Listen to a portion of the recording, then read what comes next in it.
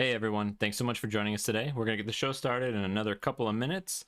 Just a reminder that as always, this is a free show. Do not feel obligated to tip, but for those who want to help support Don and all he's doing, there will be links in the chat in just a moment. Thanks for your patience. We'll see you guys soon.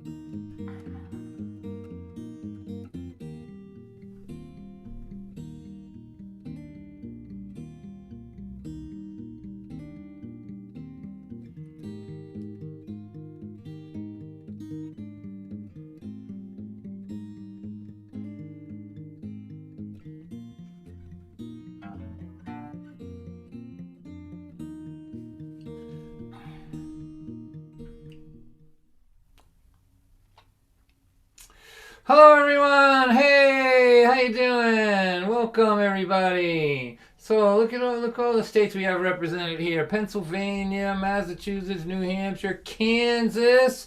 That's right, and California, Michigan, and Nebraska. We are a North American group if ever I saw one. So welcome all my friends on YouTube. Let's see, YouTube over here. Hello everyone over there, anonymously on YouTube. Facebook, all of you guys over there, welcome. If you can share this on Facebook, that's good. The more the merrier, and we'll be chatting with you in particular later on this evening. Thank you. I'm feeling pretty good tonight. So let me just say, those of you that are here in the Zoom part of this thing, if you're in a quiet place, go ahead and unmute yourself. And quiet means like no phones are gonna ring, no dog's gonna bark like that. But we want to have some interaction. So let's see, and don't worry if there's a little bit of noise. Brandon, our technician, will mute you if it needs to be. But we do want to have some interaction. I want to be able to hear you. So let's see, 1, 2, 3, 4, 5, 6. That's not bad for now. So here, let's test it. I'm going to count to 3. When I get to 3, just pretend I said the funniest thing that ever happened and laugh so we can get a sense of how this is going to go. 1, 2, 3. Go ahead and laugh, everybody.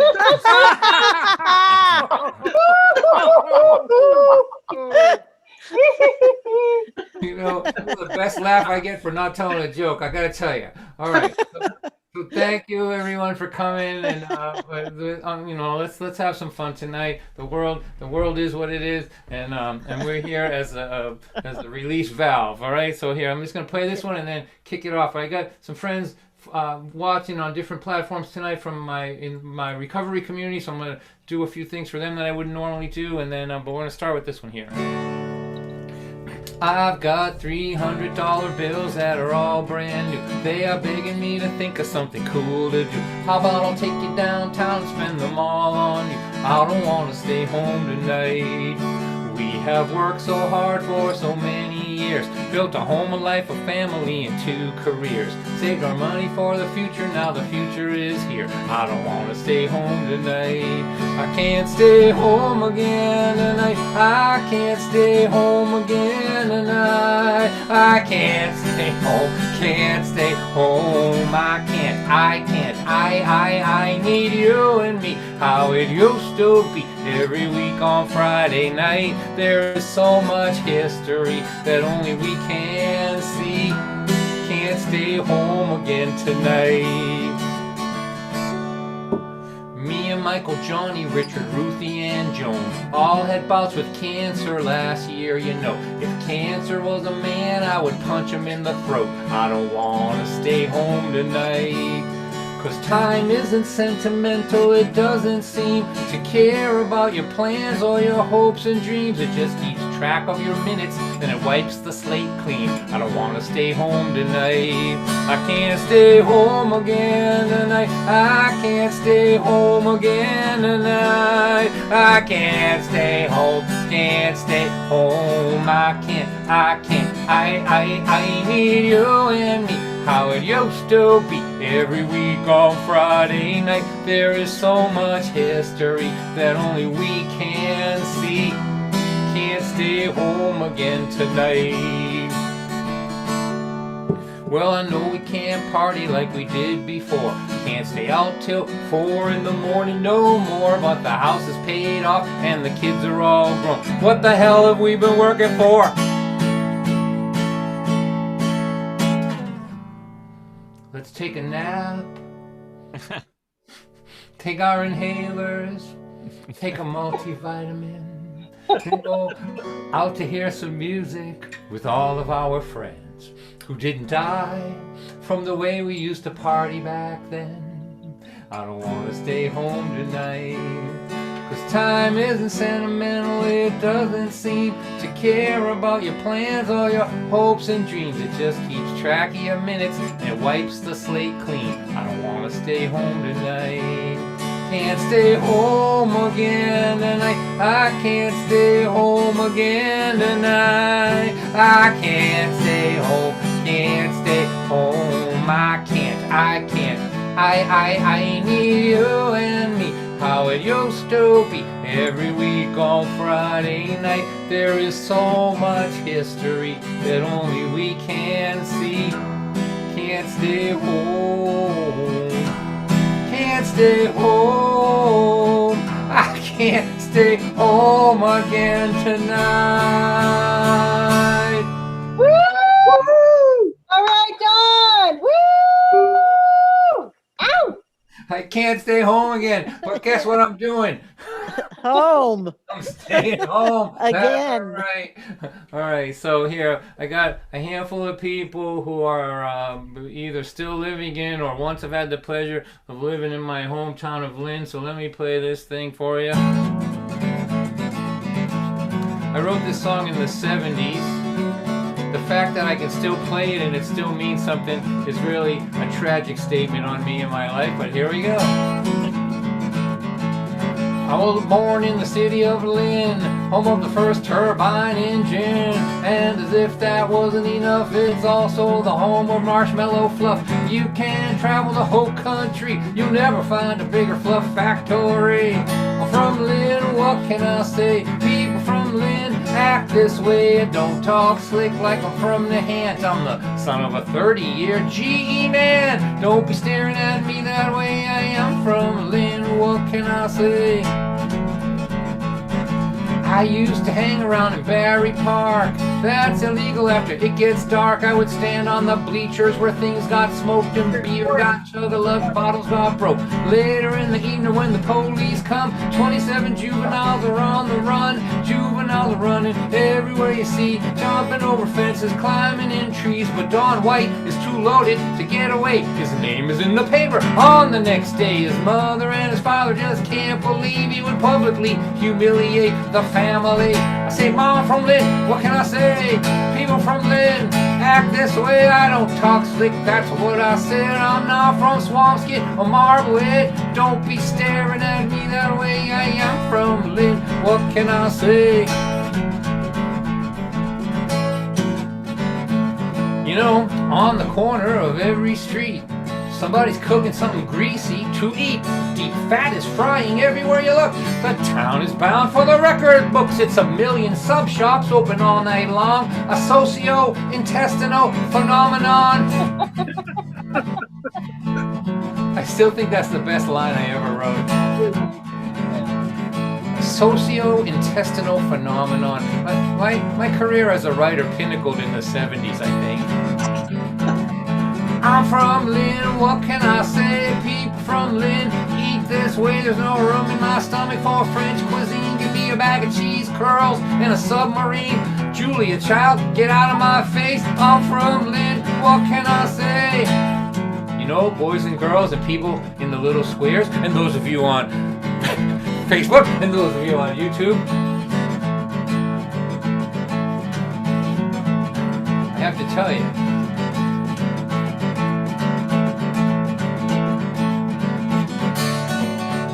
I wrote this song a long time ago.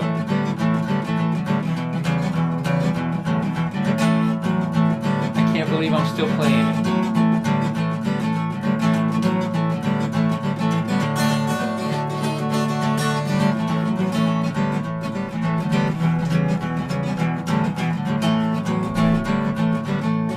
I left Lynn 10 years ago. I didn't know where I was gonna go. 10 of my friends were leaning up against a bar and grill. 10 years later, they're leaning there still. Half of my friends who are not on the street are dead in jail or annoying me. And I'm from Lynn, what can I say? People from Lynn act this way. I don't talk slick, that's what I said. They won't even let me into Marblehead. They're afraid I'll steal something. And I might. Don't be staring at me that way. I'm from Lynn, what can I say? There you go. Woo! All right, Dawn. A song that has no relevance outside of Route 128. There it is right there. All right, so I used to be able to separate my audiences. I've said this before to some of you. First of all, those of you watching on the other platforms, if you want to come and join us over here in the Zoom platform and you're comfortable with the lack of anonymity, come on over. Brandon will, technician, will put the information into the chats over there. So you're welcome to come over and holler at me in between. Way more fun over here. Way It's more fun over here. That's right. We have a mute button if you don't know how to behave, but we expect you to be okay when you come over here. All right. So I used to be able to separate my audiences. I had like 5 identities, and it was great because they never mixed. Like I had my religious people that I played for. I just played songs like that. I had suburban people who were well-meaning and well-intentioned, but they spook kind of easy. So I had songs for them, kind of teenagery things, safe things for them. I had a group community that was kind of like my community. I live in Lynn, Massachusetts.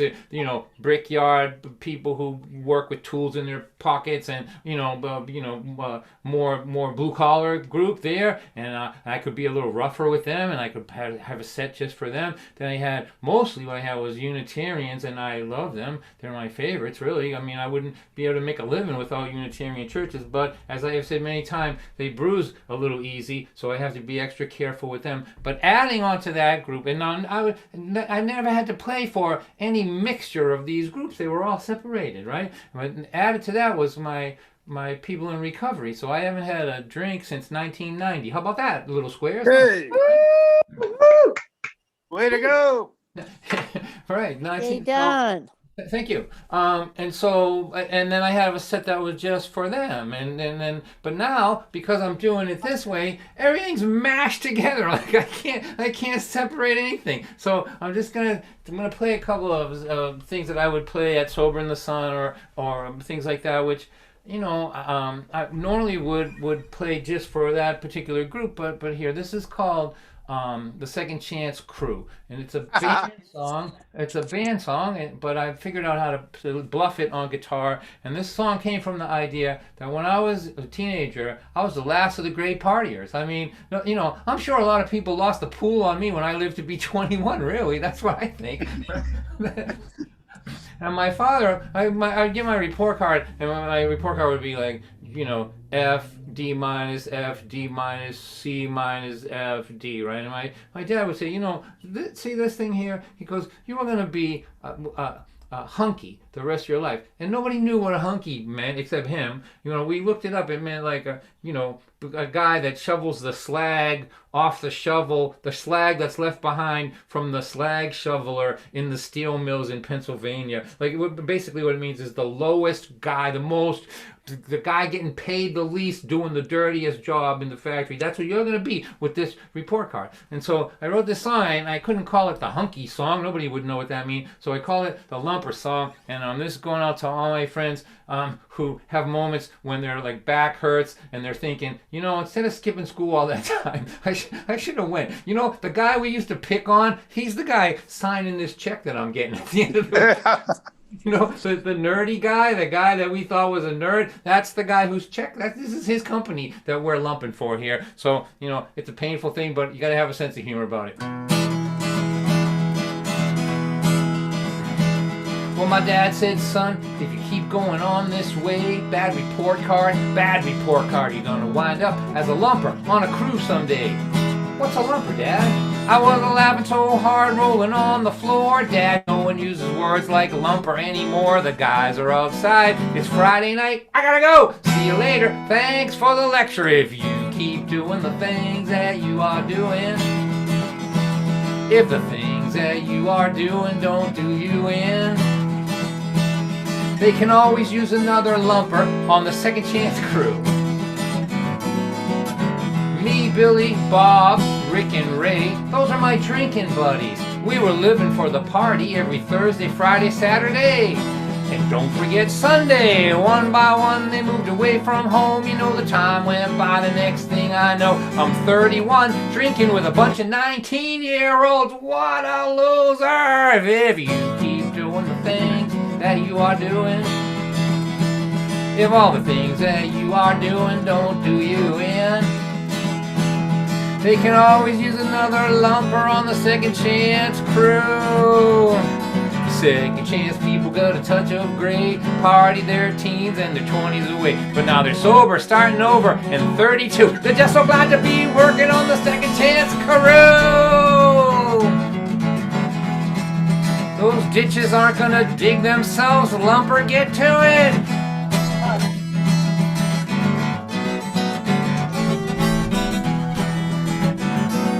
I wound up in the program. I know that's no surprise. I make the minimum wage. At least I didn't die. My knees are aching and my back is sore. I've been dragging these ladders across a plywood floor. And Dad, I never wonder what a lumper is anymore. 'Cause I'm a lumper. if you keep doing the things that you are doing. If all the things that you are doing don't do you in, they can always use another lumper on the second chance crew. I can hear them now. If you keep doing the things that you're doing, if all the things that you are doing don't do you in, they can always use another lumper on the second chance crew. All right, Don. Nice version. I like it. They done.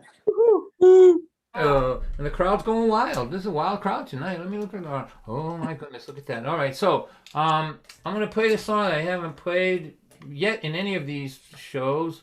I just kind of fumbled onto it. I just remembered that I had written it actually. but the story with this one is a song that I like a lot, but in my shows, when I was playing in front of real audiences, not that you're not real, but I can put my hand right through you, just so you know. Look at whoa. It's like playing to a room full of holograms here, but that's okay. When I was actually in a building with human beings, right? I would only like to do 2 or 3 serious songs. I want people to have fun when they're out, right? And this one always got bumped out by newer or stronger other serious songs. But I practiced it quite a bit, and I'll tell you how this came about. I'm just chatting now, right? I was thinking about language, how much I love language. Like language is my first girlfriend, my best love, my favorite thing. I just love when people use language well. Like I read Jane Austen and Shakespeare, and I like British language. I just like the way language flows, right? And I was thinking about how powerful a tool language is, except in really serious times. I think like in a really difficult moment, you realize how weak of a tool language is. And for example, at a funeral, what can you say at a funeral that doesn't sound weak? To the person whose loved one is laying there, right? But how are you? Well, what a terrible thing to say. How am I? I'm standing in front of my dead brother. How do you think I am, right? Like it just shows you how weak language is when it really matters, and how more eloquent a kiss on the cheek is, or a hug. It's much more elegant and eloquent way to express yourself, and it shows the weakness of language in those moments. And that's why poets are amazing, because a good poet is taking a really weak tool and building a castle that is beautiful with it. It's like building the Taj Mahal with the equivalent of a stick and a rock, kind of, when you see someone use this clumsy thing, language, to create something magnificent. So, I don't know if that'll come across in the song, but here we go. This is called Great Big Heart, and I'll bet you I haven't played this song in 15 years maybe. So, let's see how this goes. And I want to send this out to everybody. There's a lot of people close to me now are dying. It's just part of who I am, and also that we're in a pandemic. So there's a lot of loss out there. And I remember thinking when I was writing this song, if I can't say anything and I can hug somebody, what can I do? And I thought, well, maybe I wish I could just reach in and tear off a piece of my heart and just kind of hand it to them. Say, here, plant this in your chest for a month or something, and it'll take care of you to get better.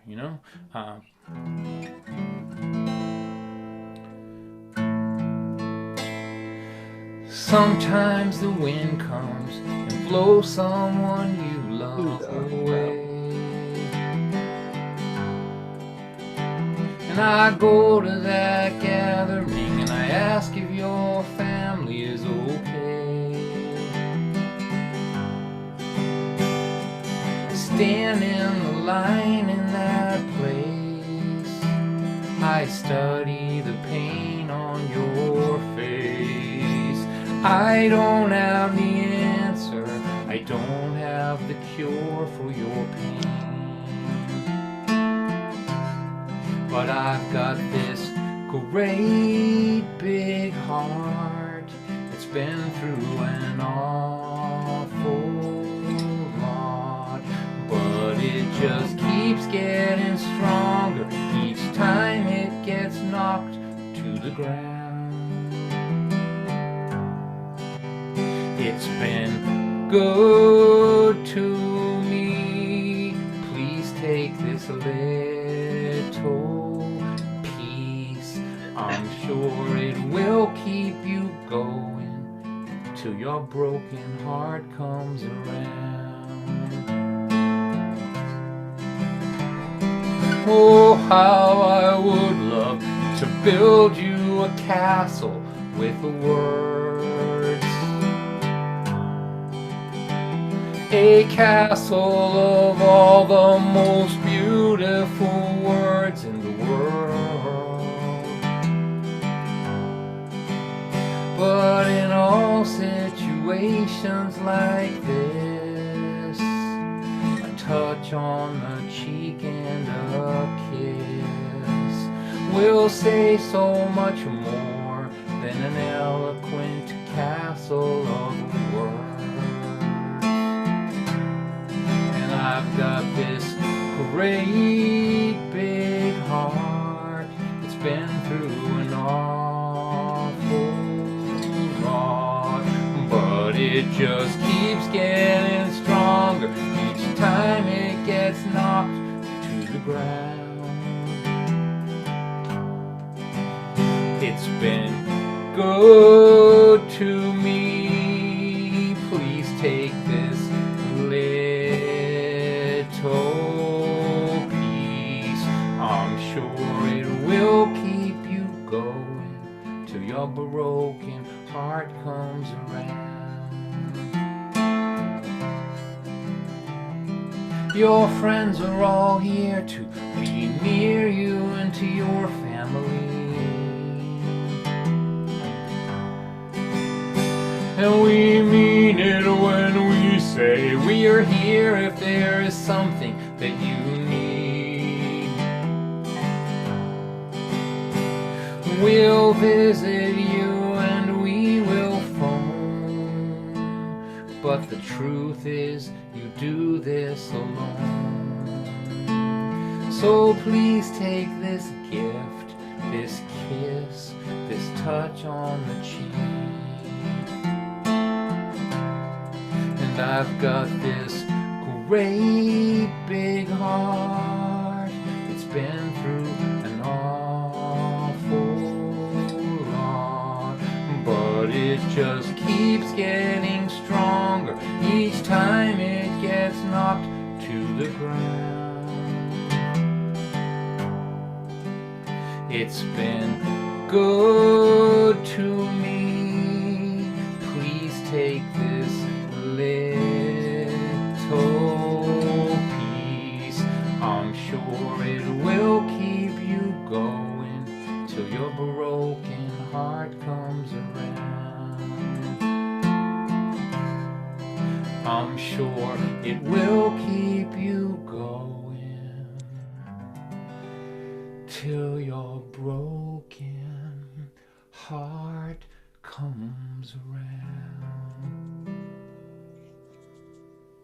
Beautiful, Yeah. Don. Absolutely beautiful. Bravo. Woo! Awesome. Beautiful. Thanks. Wow. Well, that sure took the wind out of this comedy show, didn't it? All right. So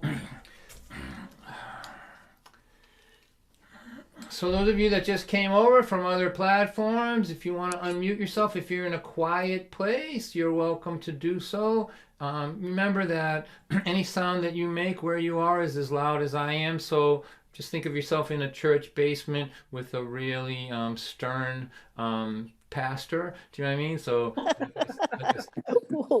a squeaky chair or something like Funny. that would be a huge problem. But don't worry about that. All of you folks here that just popped over, you're welcome to go ahead and unmute yourself and yap at me in between songs if you want. Let's see. So haven't played this for a couple of weeks, so I'm gonna play it. Those of you that come all the time, I apologize for this, but there has to be, like there's some that I really like, and this happens to be one of them. Right. So here in the city of Lynn, Massachusetts, where I live now, and in the state of Massachusetts in general, my old friend weed is legal now. It's not just illegal; it's everywhere. It's like it used to be halfway legal. Do you remember that when you used to have to like get your doctor to lie for you and say Don has some glaucoma and some anxiety, so I'm prescribing some Hawaiian bud for him. It used to be quasi legal, but now it's all the way legal. And as Elizabeth, who lives in Lynn, will tell you, you can't go anywhere and not smell weed in this town anymore. Anywhere, it's everywhere. It's coming out of churches and liquor stores and kindergartens and everywhere. And so I'm okay with all of it. I don't mind. I'm glad it's legal. I don't smoke it myself, but I'm glad nobody's going to jail for it. I'm okay with the whole thing, right? But these are my two concerns. My first concern is for joggers. I'm worried sick about the joggers in this town. They leave their house perfectly sober, and an hour later they've been running past all these people smoking weed. They come home with a 3-pound bag of Doritos, and they're calling rehab. As soon as I finish this bag of chips, I'm coming down to rehab. That's what has happened in here. It's not their fault. It's contact. It's about contact. And then the other thing is, drivers. Like, you go in an intersection here. Like, I was just at an intersection not that long ago, right in McDonough Square. I pull up, 3 other automobiles, like 4-way intersection, smoke pouring out of every car, and I'm like, come on, it's been 5 minutes, there's no red light here, it's just stop signs, come on. And they're like, nah, man, you go. So we're comfortable That's here, right. man. We're just gonna hang around for a while. So here's my song. It's called This Is Nothing, and I can't wait. Like the first few times I played this in before everything got shut down, I had the audience singing the chorus and all that. It was great, but we can't do that here because of latency, because of the delay. But anyway, I'm practicing this because this is going to be the centerpiece of my show once I get back to a regular concert. I sat around with a bunch of stoners. I listened to them talk all night long. They were sure that their conversation was deep with meaning, and they were wrong. 'Cause when you smoke it makes you stupid. I thought you knew it, but I was wrong. We're not having a conversation. This is nothing at all. My friend Harry lit up a fatty to celebrate my brand new job. I watched his brain float out of my window. He left me talking to an empty block. 'Cause when you smoke it makes you stupid. I thought you knew it, but I was wrong. We're not having a conversation. This is nothing at all. Alright, so now I'm going to say something deep and meaningful because I'm 19 years old and in the basement of my friend's house. Parents are away for the weekend. We're having deep thoughts under the influence. There's a lot of smoke down here, and so here it is. Here's the deep and meaningful thing. In character. Look at these droopy eyes. Here, let me slow this guitar down to stoner speed. Here we go. There you go. What if our whole life was just a dream, man? What if we're dreaming this right now? I forgot what I was just saying. Let's order pizza. Pizza, wow. 'Cause when you smoke it makes you stupid. I thought you knew it, but I was wrong. We're not having a conversation. This is nothing at all. It cures glaucoma. It cures insomnia. Some people say that it is a cancer cure, but it does not cure incoherent conversation, that's for sure. Hey. All right. All right. All right, who's ordering pizza? Somebody should now at this point. Pizza. Pizza. All right. And don't get me wrong. Like, I think it's okay. Like, I can put this on gallery view and see that a half a dozen of these squares got smoke in them now. It's all right. Do what you want. Go ahead. I'm gonna send this out to my friend Kara, who comes often to these things, and she's also out there in the world doing important work, trying to make the world a better place. So I'm gonna sing it for her, but I'm also gonna sing it in memory of Ann Feeney. Ann Feeney is a folk singer, as some of you will know. I didn't know her real well, but I did open a show for her one time, and I met her at Kerrville. But her loss is a significant one. Kara, did you know Ann Feeney? Unmute yourself and just talk to me for a second. No, I didn't know her. So Ann was a union activist and a really dedicated one. The show that I did for her was at the Union Hall here in Lynn, actually, years ago. I opened with her. And she just passed away. She was sick. She had cancer, but she fell and hurt herself and then went to the hospital and got COVID in the hospital. Yeah. So, Oh my God. so COVID is real, everybody. You know, it's like real. Like somebody I know just got it that way and is gone. So I'm going to send this out to her because she was fearless in advocating for workers and for organizers and all that. So,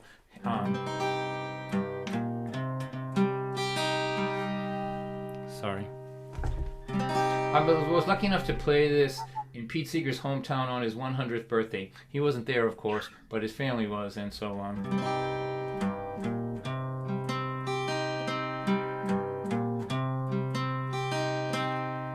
All the work gets done in the valley. All the money rains down on the mountain top. When the money trickles down to the people in the valley, it's only one little drop to feed the family, one little drop to pay the medical bill, one little drop to pay the mortgage to the banker who sold it to the man at the top of the hill.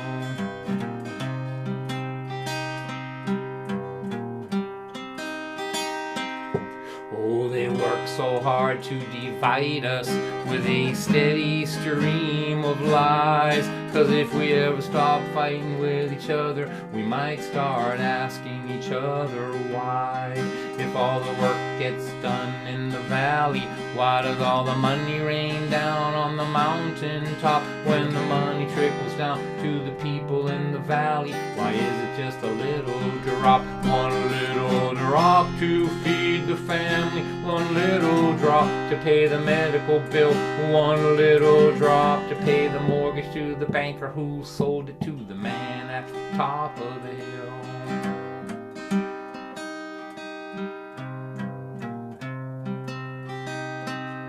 Just keep buying those politicians and those TV newsmen too. Make them say every day that my problem is my neighbor, when I know that my problem is you. Just keep lying about corporate tax breaks, how the jobs are gonna trickle down. But beware of the day when the people say that they are sick of being trickled on. One little drop to feed the family, one little drop to pay the medical bill, one little drop to pay the mortgage to the banker who sold it to the man at the top of the hill.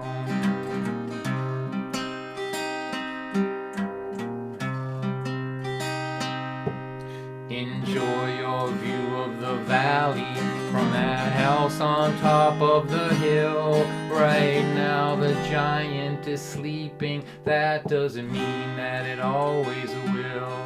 'Cause when the sleeping giant starts moving, it is impossible to stop. Every flood that ever washed a city away started with a little drop. One little drop will start an ocean. One little drop will start the rain. One little drop will start the flood that's coming to wash the gilded city away. If all of the work gets done in the valley, why does all the money rain down on the mountain top? When the money trickles down to the people in the valley, why is it just a little drop?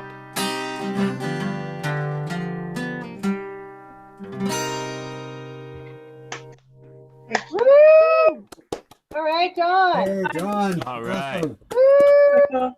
Thank you, Neil Braverman. Thank you, I hear your Dana. voice. Good to hear you. Good to see you. Thank Sorry you, I'm late. everybody. It's good to see and hear everybody. This is so important for us artists. If you have artists out there that you love, you know, drop by their websites or their Facebook pages and just say hello. If they got a CD or something, buy it. Do what you can. Well, you know, all the artists lost their way of making a living. We all, you know, and some, you know, I'm lucky my wife works, which I would recommend to anybody in the arts, right? Marry someone with a real job. That's what I say to you, all of you.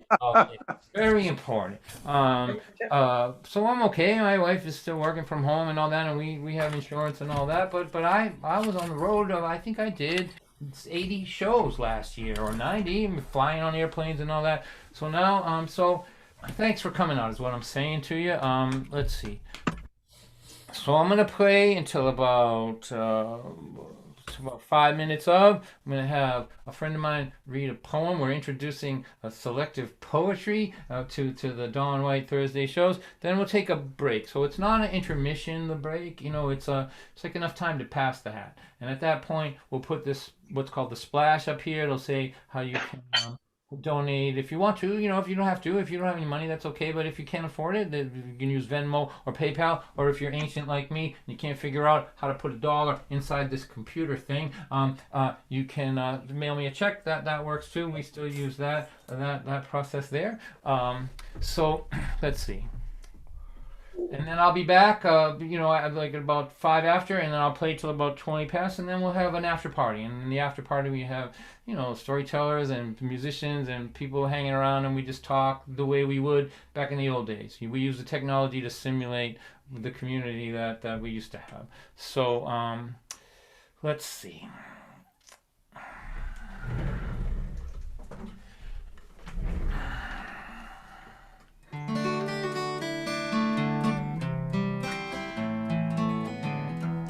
Here, my friend asked me to play this earlier. I haven't played this one for a long time either. This is another one that I don't like to put. I would be reluctant to play in the suburbs because, you know, it makes people worry about me. That's what I think about it. But to me, it's funny. To my friends, it's funny. This is called Stupid. These are the days when your hair turns all gray and your naivete starts slipping away. When your teenage children prove themselves to be exactly as stupid as you used to be. Stupid, stupid.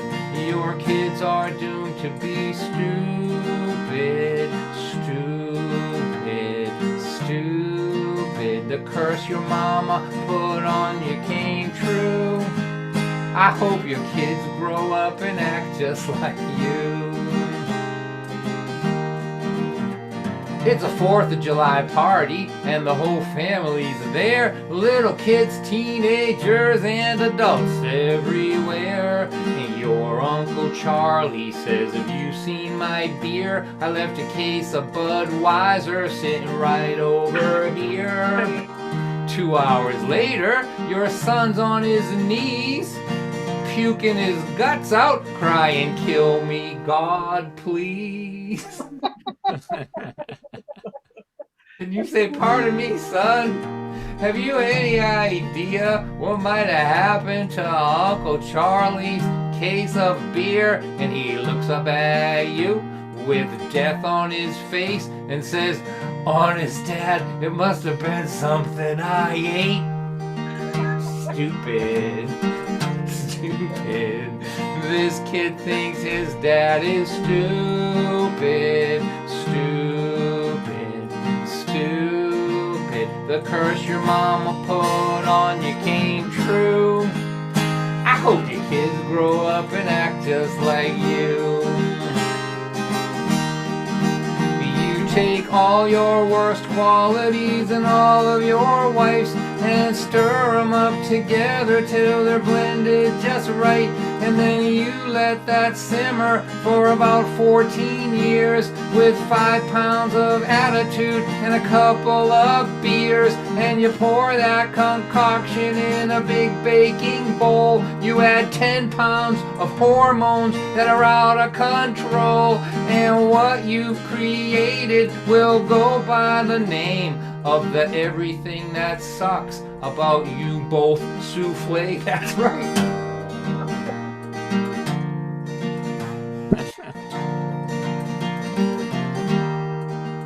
My mom is laughing her head off. She's rolling on the floor. She's saying, "Stop it, Dawn. I can't take this anymore." Because the funniest thing that my mom has ever seen is me yelling at my kids for behaving like me. All right. All right, Don. I like that. Done. All right. So, do you understand what I was talking about? Like with separation of like songs like that. Like I only played that song one time in like a church full of really sweet Unitarian unity folks, right? And it horrified them so bad. Why is he calling children stupid? What horrible thing is this? And so, like, I used to be able to keep, like, I knew in that environment that this would tighten them up and horrify them not to do it. I would, just judge the situation. Now, I'm just throwing it out there. God, just take up some medication if it bugs you, whatever. All right, now, so here, let me tell you about my grandchildren. All right, so I have 4 grandchildren now. I have twin boys that are almost 12. And then they have a sister who's, I think, 9. And then we have a little guy. My daughter had a child. And that was, I don't know if, I don't like the word miracle, but she had been told all from the time she was a teenager, she had some medical issues that she couldn't have children. And we just got used to that, right? The idea that my son was going to be the person with children.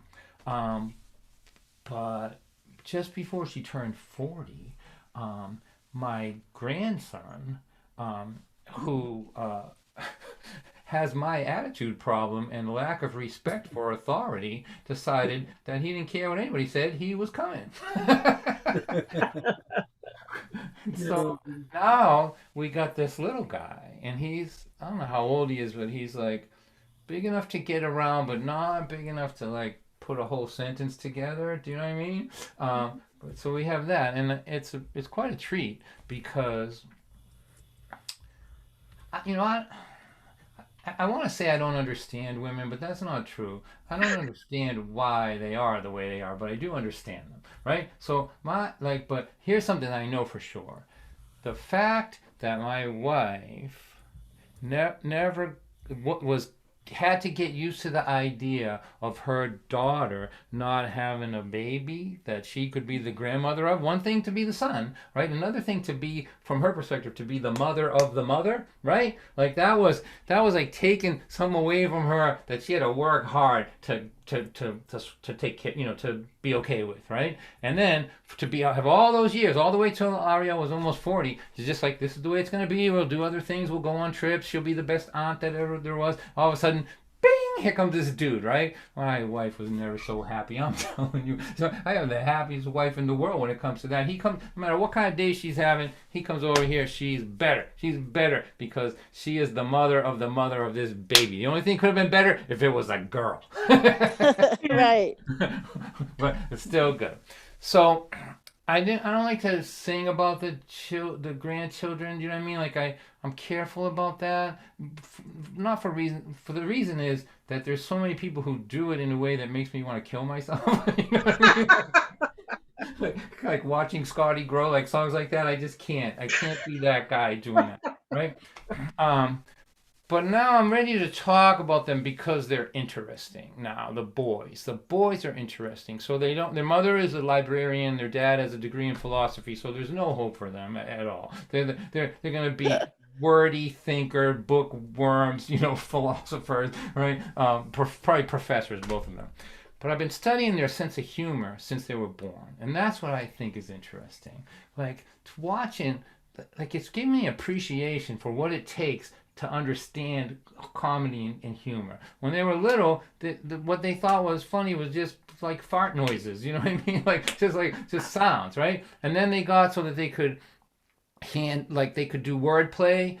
Have you ever seen a fish bowl? Oh, that's funny. Like a fish bowl or a fish bowl. That was hysterical when they got to be a little older. And then you could see it develop, like how much you have to know about the world to understand why something's funny. Like here's a joke that a kindergartner won't get, but a second or third grader would get. The joke is, why do whales love to swim in salt water? And the answer is because pepper water makes them sneeze. Okay.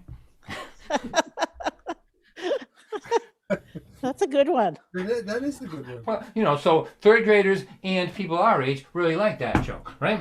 But the interesting part of it is that a little guy won't put together salt and pepper, right? They won't, they don't, you have to know that. You have to know that salt and pepper are together to do it. So then as it go, so I've been watching them develop. And then one day, two things happened that made me realize that our grandchildren are on an accelerated trip into having a sense of humor.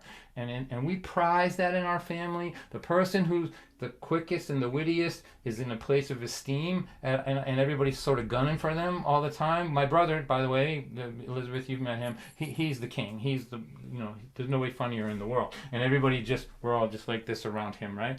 But anyway, so I'm with one of the twins, and we're rewriting the words to dough a deer, right? I'm going dough, some bread that's not cooked yet, right? Like we're going like that, right? Just making up silly things. And he goes, Ray. I go, Ray. He goes, the gun I use in space. I go, that's not bad. Pretty funny, right? And we get to la, right? So think about the song Doe a Deer and think about the la line. Like, in my opinion, it's the biggest abdication of songwriting responsibility in the history of songwriting. Do you know what I'm talking about? What's the line? La, a note that follows soul. That's the line, right? Mm-hmm. It's like they just gave up. It's like they're like, we already got the check here. Well, just write this down. A note that follows soul. Let's go get drunk, right? That's right. Oh my goodness. So thinking, we get to la, and I'm thinking, if brill building songwriters can't figure out how to make this work, I'm not gonna do it, and he's not. And I go la, and he goes, it comes before dee da. Oh, that's good. I'm like, whoa. It's right for that. I took my crown off and I placed it on his noble dome. It was, in our family, it's like the equivalent of his bar mitzvah, basically, right? And then, so the same day, the other twin, and I'm teasing him, I'm playing with him, and he said something to me. I go, that's a fib. I go, I think you're fibbing to me. And I go, I'm going to take my defibrillator and I'm going to type in what you said, and it's going to print out a piece of paper and say whether it's true or not. So I don't have anything from me, it's just invisible. I'm just using my imagination. And I go, tit, tit, tit, tit, tit, tit, tit, and I go, ding, ding, ding, ding, ding, ding, ding. I go, yep, says what you just said was a fib. And I handed him an imaginary piece of paper. And he goes like this, give me that. And he takes the imaginary thing, puts it in front of him, and he goes, bip, bip, bip, bip, bip, bip, bip. And he hands me imaginary piece of paper, and he goes, your defibrillator just said there's no such thing as a defibrillator. Oh, goodness. That is great. So I don't know if the world's ready for them. If they're this good at this age, God save them and the planet. So I told that story because I want to introduce you to my friend Elizabeth McKim. She's going to be our second installment of Poetry Before the Intermission. I want to introduce poets and storytellers to my community, but I'm choosing them carefully. Elizabeth McKim is the jazz poet of Lynn. She is just like a legend around here. And I asked her to read this poem about her grandchildren for you. When she's done, we'll take a short break. If you can donate during the intermission, I'd appreciate it. We'll put it toward groceries here. But again, if you're struggling, don't worry about that. So, Brandon, if you could spotlight Elizabeth, please, everybody, welcome my friend Elizabeth McKim. Thank you. Thank you so much. And thanks so much, Don, for inviting me. What an honor. So our songs, stories, and poems, it's all part of a long tradition. And with children, I've spent a lot of my life listening to the words of children, poems, and with my own grandchildren, a lot of listening in and eavesdropping, which I think is a really important part of poetry.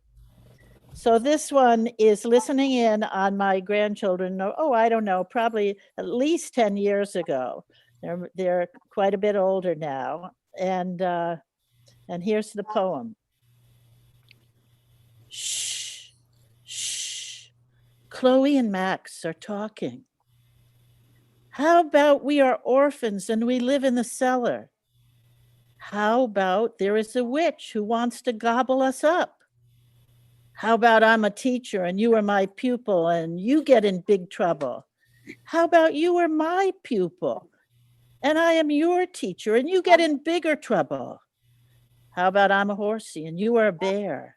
How about I am a rabbit and you are a duck? How about I am the little guy and you are Big Poppy? How about I'm a pirate and you are a shark? How about I am Finny, the bravest of the brave knights, and you are his twin, Finn McCool? How about no one knows Finny's afraid of the dark? How about you drink the soup of the universe and I drink the soup of braveness? And then we get the recipe mixed up and we drink the soup of snakes. How about Finny turns into a snake? How about his father is a magic table? How about he turns into a wooden boat, his father, and sails into a storm at sea? How about he gets caught by mean pirates and scurvy sea dogs, and he has to eat maggoty hardtack for 40 days and 40 nights? How about the boat sails on and on into the dark and dangerous seas until miraculously the new days come and the boat turns into a motorboat. And Max is in a safe and cozy place, lying down, looking at the daddy long legs captured in his bug house, while big salty waves of dreaming come to take him safely home again and again and again. And Chloe, she's sitting on her dad's lap now and letting the waves wrap round. Shh, shh, shh. Chloe and Max are talking again. Yeah. That's great, Elizabeth. Thank you. Thank you for having me. What a pleasure. So that's Elizabeth McKim, the jazz poet of Lynn, filling up our Poets Corner here, episode number 2. So we're going to take a 3-minute break. I'm just going to splash some water on my face. I'll come back and play till about 20 after or so, and then we will we'll have our after party. So thanks a lot, and we'll see you in just a few minutes. Testing 1, 2, 3.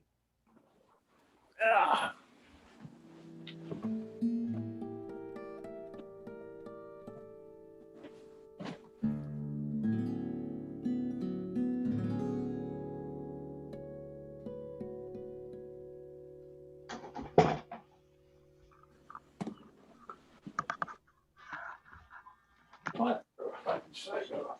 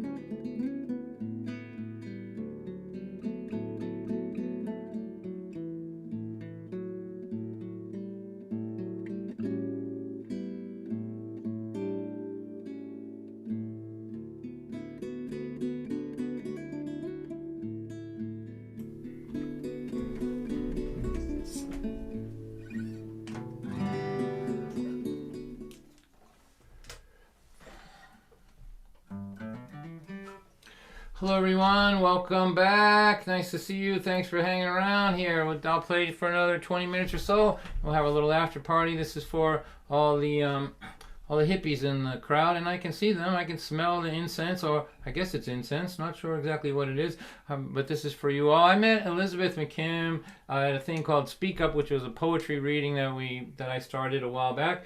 And one of the things I noticed is that a lot of young people there were walking around with like Janis Joplin albums under their arms, and I always thought that it's good that they have appreciation for the old days, I guess, but that they should be of their time. That their time is cooler in a lot of ways. So this is called Woodstock Memories.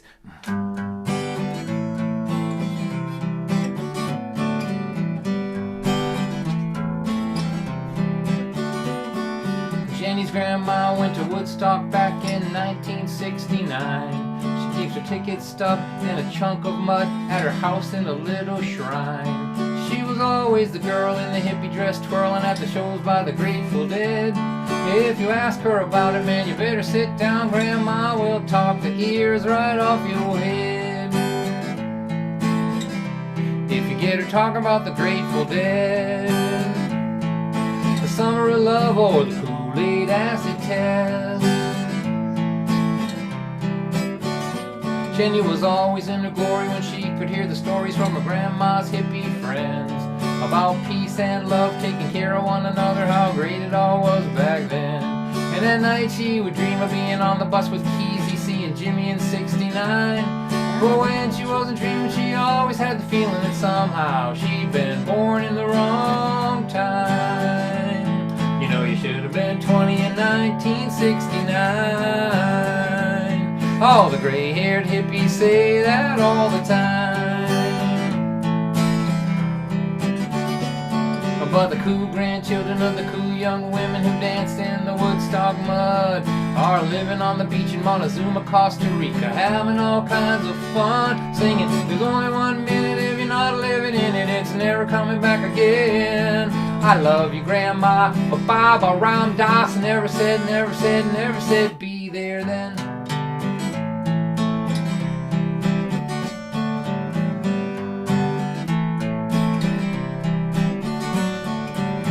It's gonna take a big leap of faith if you really wanna find your tribe. Those were the first words Jenny heard in a song that she found online. And that summer she drove all the way to Minnesota to the Shangri-La Festival. And there they all were, all the people like her, who grew up believing that they were all alone. They said, hey girl, welcome home. Cause the cool grandchildren of the cool young women who danced in the Woodstock mud are driving down the road all the way to Minnesota, having all kinds of fun, singing Jimmy and Jerry are dead and buried and they're never coming back again. I love you, Grandma, but Baba Ram Dass never said, be there then.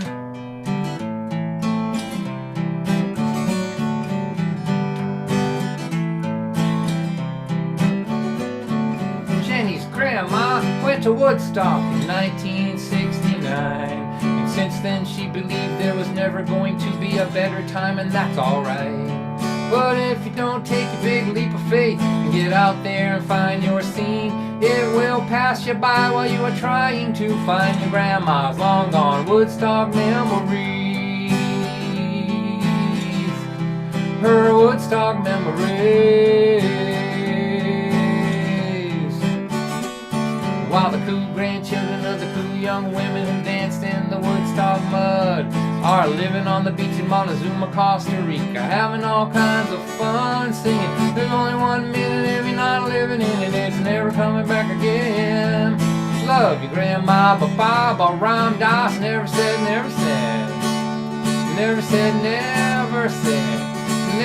be there then.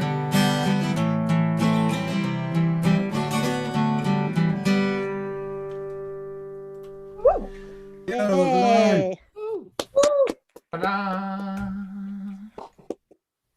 right, Dawn. How you doing, kids? All right, thank you everybody for being here. So earlier tonight I was having a conversation with somebody who I think is here on one of the platforms about all the benefits of being raised by parents with drinking problems. So one of the things I was saying was that when I first got to be a folk singer, and I was coming up against the problems, the challenges where people were telling me I didn't play good enough, I didn't sing good enough. My leather was already hardened from my childhood. Like, my parents were good folks, but there was some issues there. So it was not like I was already pretty tight, pretty armored, I guess, toward criticism. Right? So I think that in some ways, my ability to persevere through those first years of not having any success and not, having people not take me seriously, but I was able to persevere pretty easily through them. It wasn't anything new to me to be told that I didn't have what it took. So I want to play this song for everybody out there whose parents weren't well enough to raise them, with the kind of love that they needed, and you can have to show kindness to these parents. Maybe they had mental health issues or whatever. But if you turned out to be kind but you weren't shown kindness, if you turned out to be nurturing and you weren't nurtured, then you're a miracle. You've done well. You found it inside yourself, and you needed a song, I always felt. And so this is called That's What Makes You Beautiful, and I wanted to send it out to everybody who's kind in this world, especially if you found it on your own, if you had to dig inside your own heart to find it.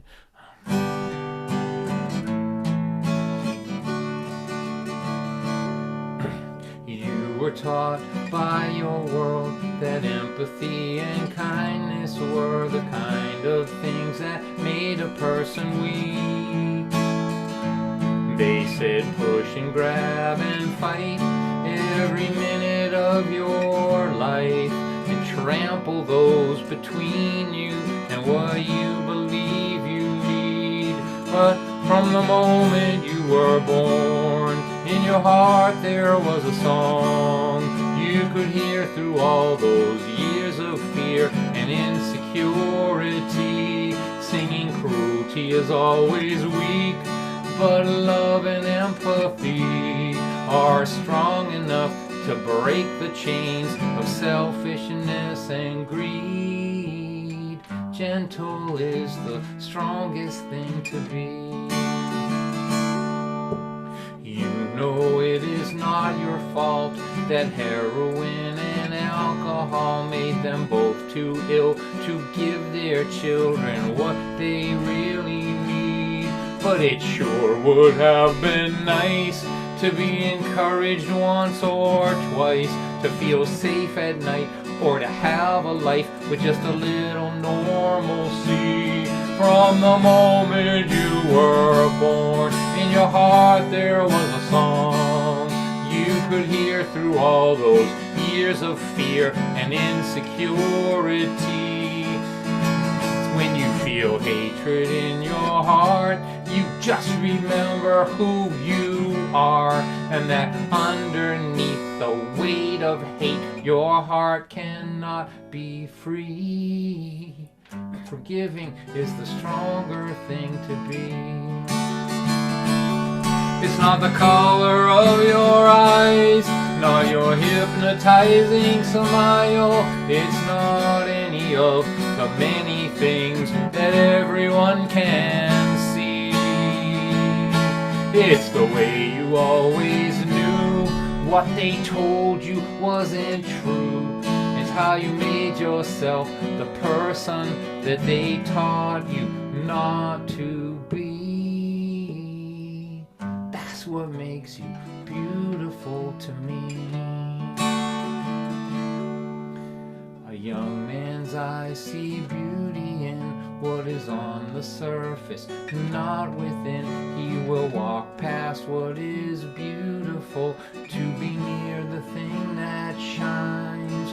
But these old man's eyes see beauty in the story, in the journey. They have seen too much to be fooled by what attracts a young man's eyes. From the moment you were were born. In your heart there was a song you could hear through all those years of fear and insecurity.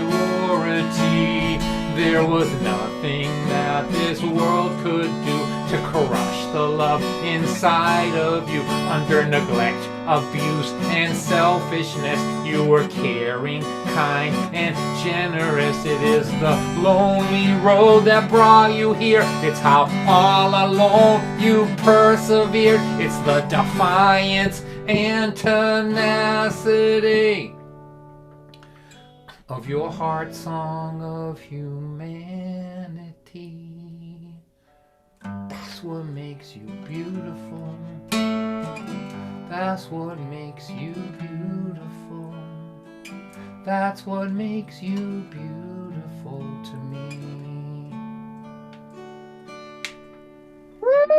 Beautiful, Hey, Don. beautiful. That's such a beautiful song. Absolutely beautiful, my friend. It really is. Thanks, everybody. So, all of you that come all the time, you got to see that thing born. It was born.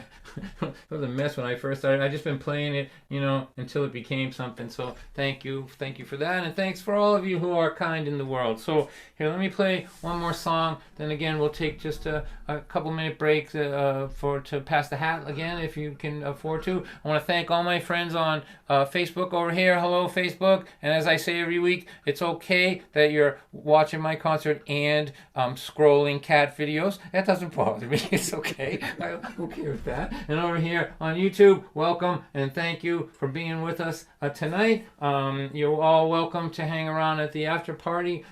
We've got some wonderful friends coming up, and again, it's a chance for us to do what we would have done before COVID, which was to close the doors, let some of the audience stay, sit in a circle, tell stories, play songs. We're using technology to simulate the community that was taken from us, and I'm grateful to live in a time where the technology exists. So thanks for making another great Thursday night for me. It means a lot to me to see you all and to be with you. And here, let's end up my part of this with this song here. This is a song I wrote when I lived in Maine. I moved to the state of Maine because I wanted to become famous. That's right. What a genius I was. It was like moving to the moon to become famous, right? And I lived in a house with no running water, a two-seater outhouse. Two-seater outhouse. And it was attached to the back of the building. Like, you didn't have to go outside for it. Like, you opened a door and went out into the barn, and there it was, a two-seater. And my parents have had many reasons over the years to be disappointed in my decision making, but the two-seater outhouse house was a bridge too far for them. Like, their disappointment with my decision making at that point in my life was palpable. You could see it. They would just shake their heads and look at me. This is what you want, right? This is how you want to live. I'm like, Dad, I'm trying to get back to the earth. My dad was like, I don't know what that means, but if it means being dirt poor the rest of your life, son, you're doing a hell of a job. So anyway, one day, I think it was probably 1980 maybe, I said to my wife, we had just come off a 3-year hitchhiking adventure where we learned a bunch of things. One of them was that things would work out because we hitchhiked all those years and had no cell phones and nobody to help us. We just got used to the idea that eventually something would work out, and it always did.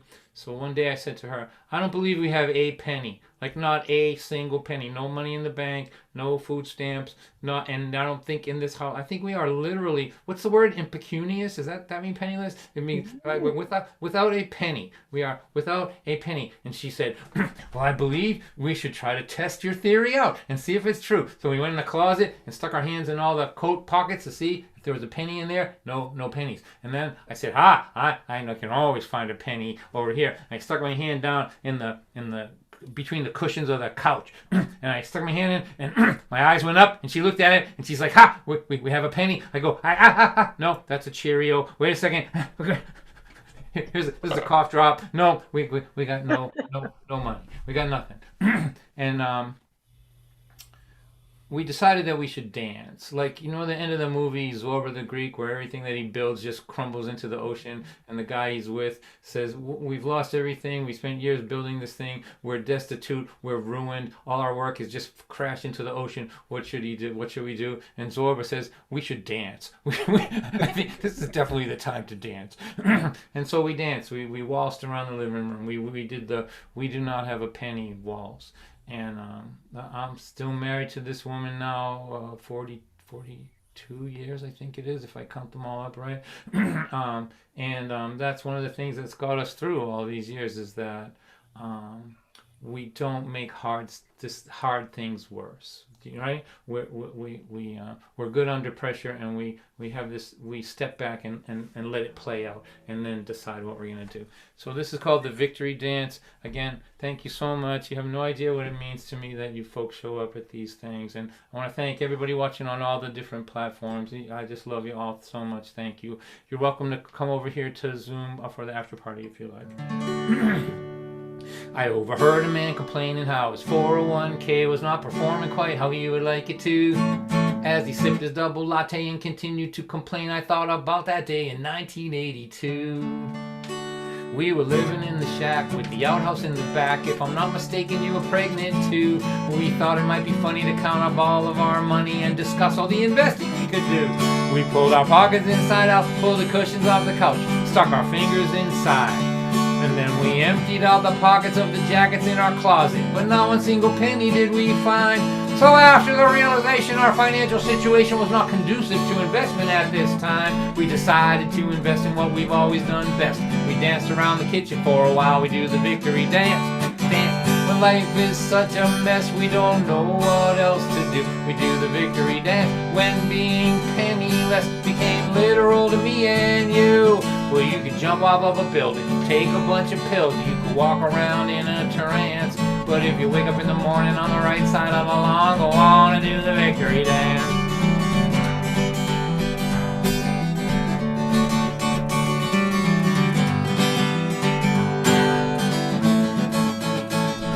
You know, I got fired from a job I'd been working at for 20 years faithfully. Oh dear, oh God, oh my, how will I ever survive without a corporation taking care of me? I was so stressed out for weeks I couldn't eat, I couldn't sleep. I didn't think that things would ever turn my way. And then a couple months went by, I began to realize, man, I really hated working at that place. So I started working for myself. That improved my mental health. Now I'm happier than I've ever been before. Oh dear, oh my, oh God, I should have quit that stupid job 19 years ago. I do the victory dance. My life forces me to go out on my own. And then I just declare victory, and I march my army home. There are things you can't control, things you'll never know. Some things are always left to chance. But if you wake up in the morning on the right side of the lawn, go on and do the victory dance. You know, when your life forces you to go out on your own, I say just declare victory and then march your army home. There are things you can't control, things you'll never know. Some things are always left to chance. If you wake up in the morning on the right side of the lawn, if you're a clerk or you're a farmer, work from home in your pajamas. If the world has gone to hell and the store does not have any Purell. If you're stuck in a tiny house with your children and your spouse. If they canceled all your shows and you got nowhere to go, now you're sitting in your room playing concerts on Zoom. What? And you wonder what it means to play songs to a computer screen. Across the top are little squares. All your friends are trapped inside of there. And you say to your friends who are trapped in the squares, give me a sign, let me know you're all okay in there. Hey.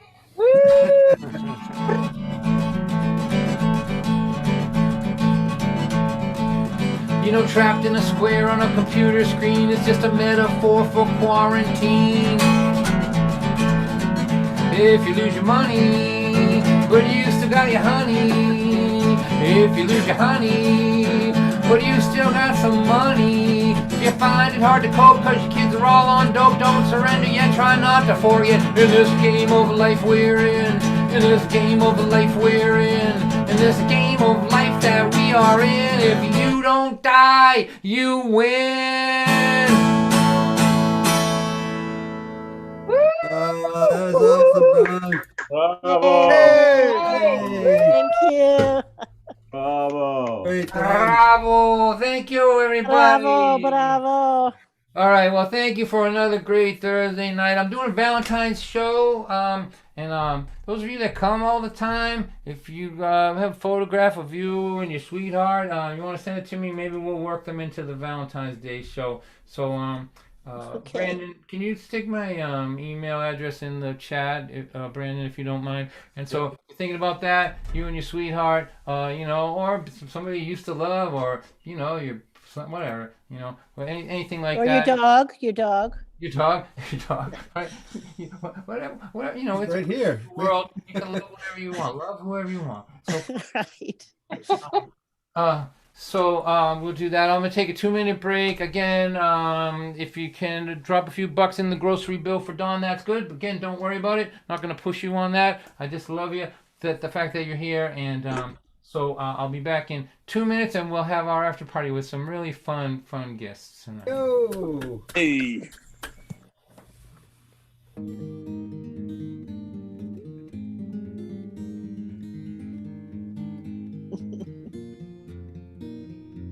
Or your dog.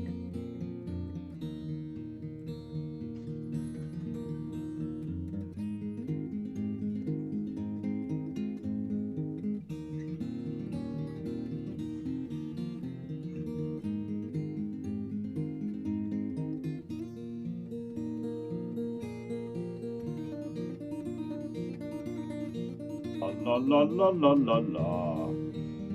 You're on.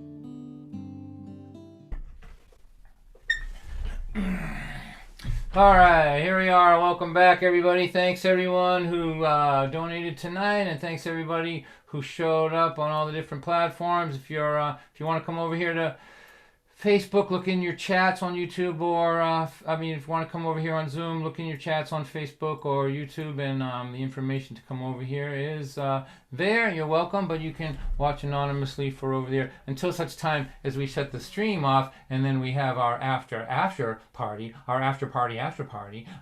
That's anyway. In either case. Woo!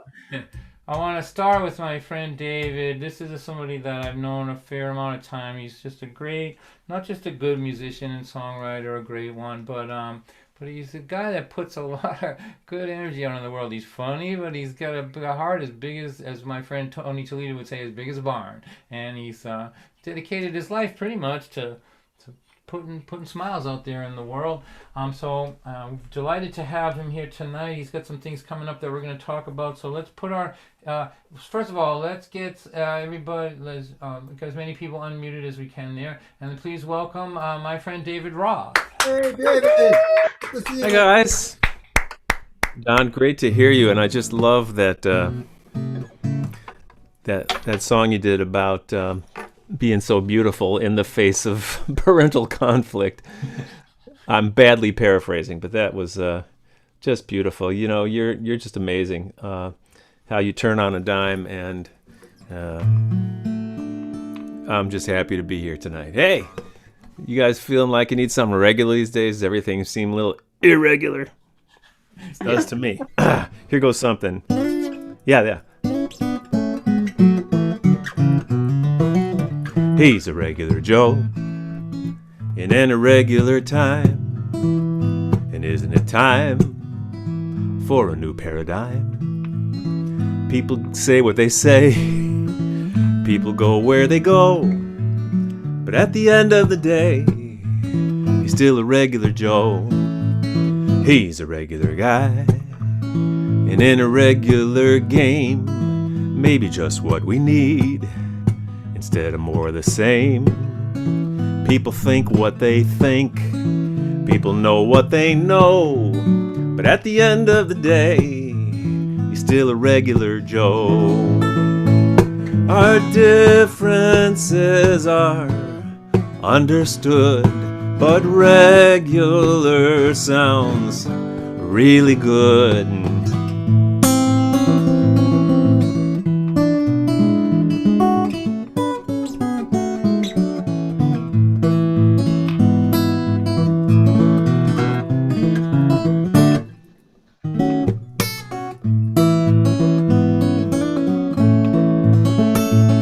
Our differences are understood, but regular sounds really good. Just a regular Joe, a lot like me and you.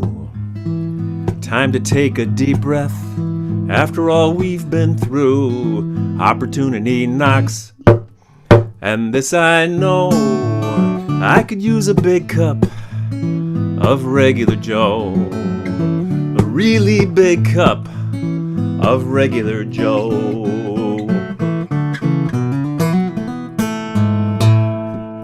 Woo! Thank you, David. Beautiful. David, that was beautiful. Thank you, David. So, David, you'll hang around. We'll go around a few times, and the next time around, we'll talk about what you have coming up, all your different activities. Does that work for you? Sure thing. I'm eager to hear everybody. Good to see Neil. Good to see David Engels, finally on video down there in Florida, and Steve Einbinder. Oh my goodness gracious! So lovely to see you all. Well, if that, when we're done with a couple of rounds, we'll just leave it open. Everybody can chat. We can all hang out together and pretend that we're not holograms. Pretend that we're. All right. So one more time for David Roth, everybody, please. Hey, David. All right. So now, as I have told you many times, my world is split up not just in my audiences, but in where I play. I'm capable of doing comedy in a comedy club. My folk world, that's a different side of me too, the dominant side, I guess. But also, I've been blessed to play many storytelling festivals in the last 5 or 6 years, and I'm really fascinated with that community and made some wonderful friends. So I've invited a very dear friend of mine here tonight. He's a guy that's a great storyteller, but he's also a great person. He's just so kind and generous to everyone. From the very minute that I met him, he was the first person that to help me understand the community, and I'm so delighted that he's here. So please, let's welcome Ed Stivender. Hey, Ed. Good to see you, my friend. Yay. Hello. Thank you. It was great to meet you at the National Storytelling Festival, Don, a couple of years back. When I come back from the National Storytelling Festival, I say, "Oh, well, I was at the National Storytelling Festival," and people say, "Oh, did you win?" And I say, "Oh, no, it's not a contest. It's just a sharing of the talents of various storytellers." But the fact is, every year somebody wins. And the year you showed up for the first time, you won. Oh, yeah. That's all I've got to say about that. And here's some shtick for you. Howdy, friends. My name is Reverend Ed Stivender of the Church of Partyology. Can you say amen? Amen. Amen. Ed. Say party. Party. Can you say party, party, party? Party, party, party. I knew that you could. Some folks call themselves born storytellers. I like to think of myself as a born again storyteller. Well, I've been born again so many times, I've got stretch marks on my soul. I was born Roman Catholic, and then I got to roaming around. I found out about these new religions. I joined up with the Hare Krishna religion, only I never did get to meet Harry. And I got tired of shaving my head, so I quit. Joined up with the Moonies until I realized that Moon wasn't the name of the place they were going to. It was the name of their leader, and he was in jail. So I quit. I tried to become a Unitarian, but I found myself believing things. So I had to leave. I tried to become a Presbyterian, but my face kept breaking into a smile. They asked me to leave. And then I found myself walking down the train tracks to my commuter train station in Seacane, Pennsylvania. I was a little bit late, train was a little bit early, came up behind me, whooped me up alongside the head, and I found myself legally dead for 5 minutes. And I have returned, friends, to tell you what the kingdom of heaven is like. Basically, the kingdom of heaven is just like Studio 54, that discotheque in New York City. When you die, you get at the end of a big long line. At the front of the line, there's two guys. Jesus Christ, he owns the place. And St. Peter, he's the bouncer. You come up one at a time and they ask you your name. Let me give you a hint. Don't lie. You made it that far. No sense messing it up in the last minute. You tell him your name and your social security number. St. Peter types it into the video computer screen, and your whole life flashes before your eyes, as well as the eyes of all the people standing behind you. Everything you've ever done, things you've done in public, things you've done in private, things you've done with the public, things you've done with your privates, everything is on there. Oh, After my a while, you goodness. get a bit embarrassed. You say to them, Jesus Christ, turn that thing off. But that's okay, because that's his name. Turns it off, and they ask you the big question about your life on earth. Did you have a good time? If you say to him, no, I had a terrible time. I couldn't get no respect. I couldn't get no satisfaction. My life was hell. I'm glad I'm here. He might say to you, hey, wait a minute. We got a party going on in here, and you are obviously a party pooper.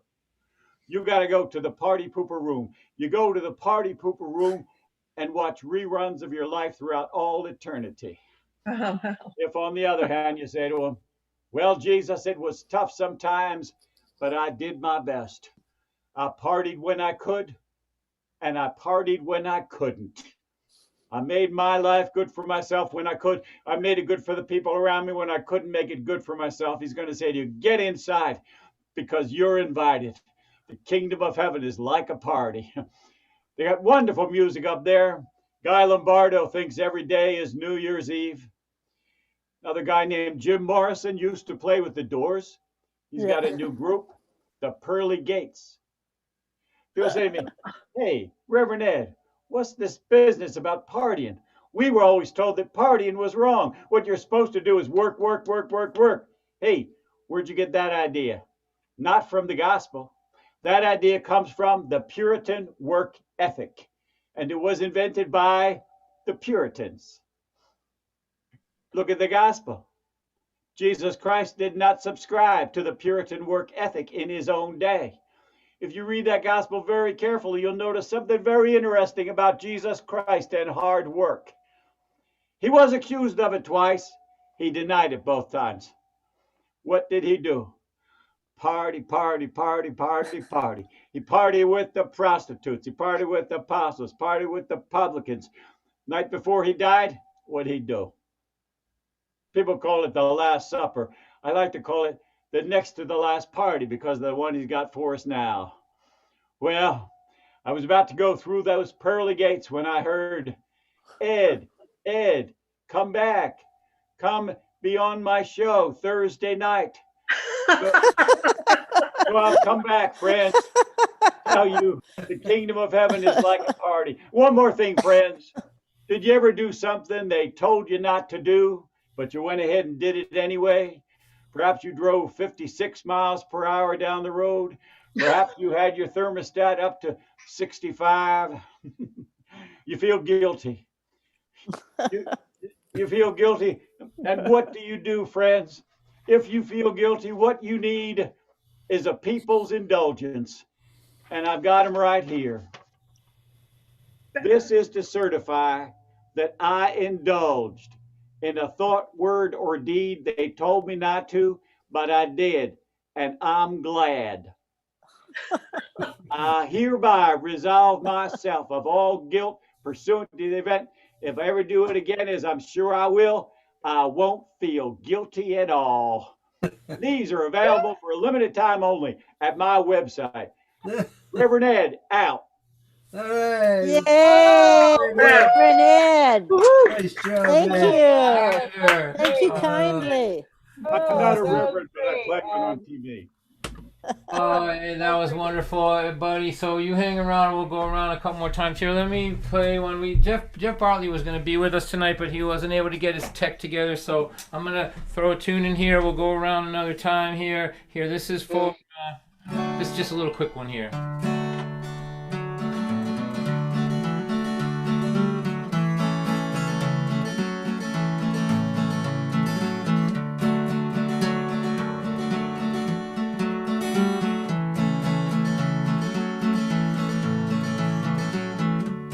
It's a hard, dark, cold world with everybody in their cars in a million-mile traffic jam trying to get to their jobs.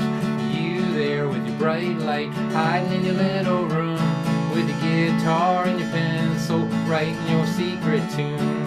Go light, go light, go light the world on fire. This is your day, it's your time. Go light the world on fire.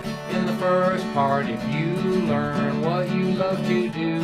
In the middle part, if you do it a lot till it becomes a part of you. In the last part, you give the world the best work of your life. And then you lay down with a big smile, tell this whole world good night. Go light, go light, go light the world on fire. This is your day, it's your time. Go light the world on fire.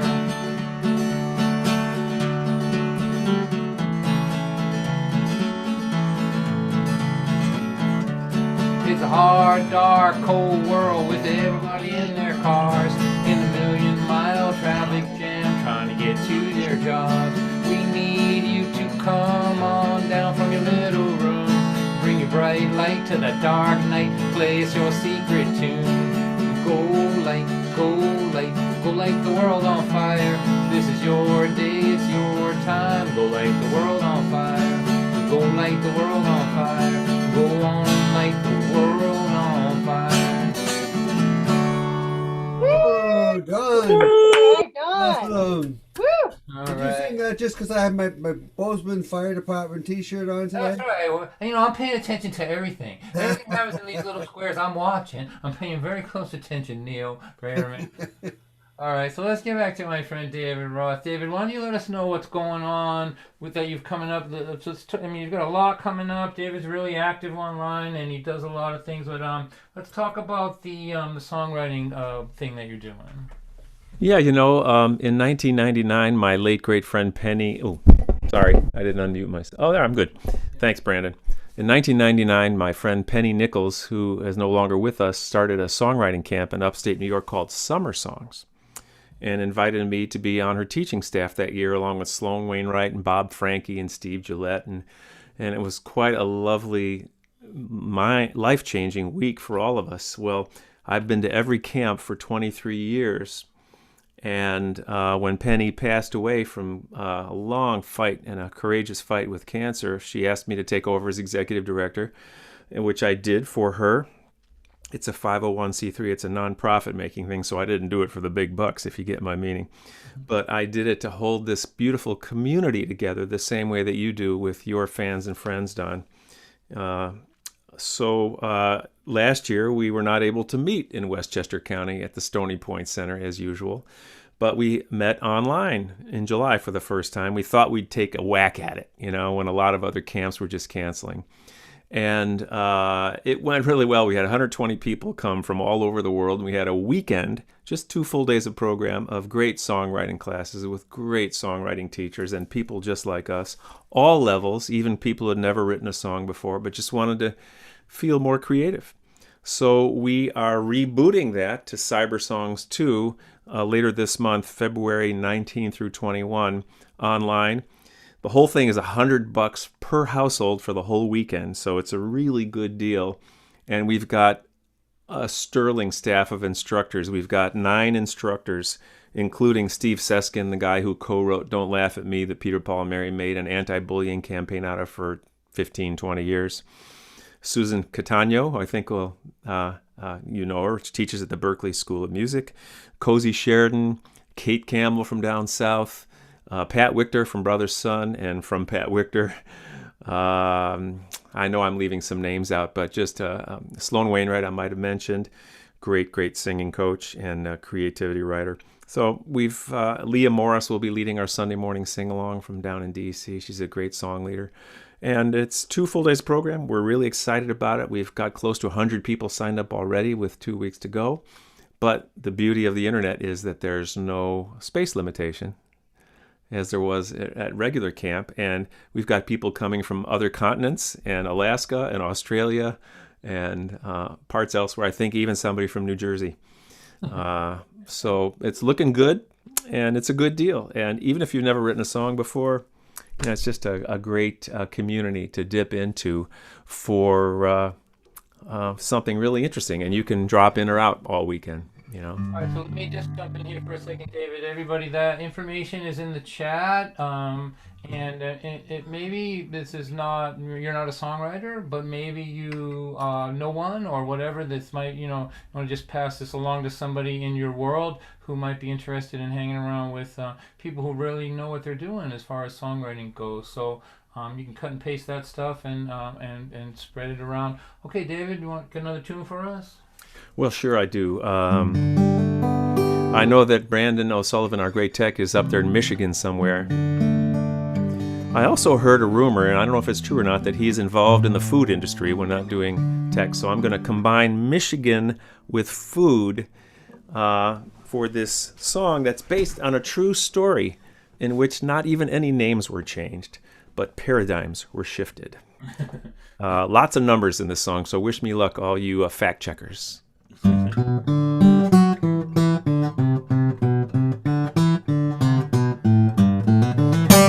Michael and Marion met on a blind date and married within a few months. They had an idea for a place where a family could go out for dinner or lunch. Garden City, Michigan, that's where they started, expanding in 3 years to Warren. And business was booming, their pizza was doing so well that their profits were soaring. So well that their profits were soaring. That could be your kind of part. Then a shop in Detroit, and 2 years after that, they had 50 franchises all over. With 7 young children along for the ride, somehow Michael maintained his composure. He bought the pro hockey team, then bought the Tigers, and did something else on the side. Back then Michael was generous, he gave something back to his city and neighbors with pride. There it is, to his city and neighbors with pride. Hail, little Caesars, hail, little Caesars, Mike gave away lots of his dough. With money for hungry folks, kids, and for veterans, it was much more than pizza, you know. Much more than pizza, you know. Today there are more than 5,000 Little Caesars in 25 countries worldwide. And if you want pizza in Fargo, North Dakota, there's a store with a sign hanging outside. The manager noticed a person in torn clothes was digging for scraps in the trash. And here are the words to the sign that she posted, had nothing to do with the cash. Nothing to do with the cash. Friend, if you're hungry and you need some food, please come in for some pizza and water.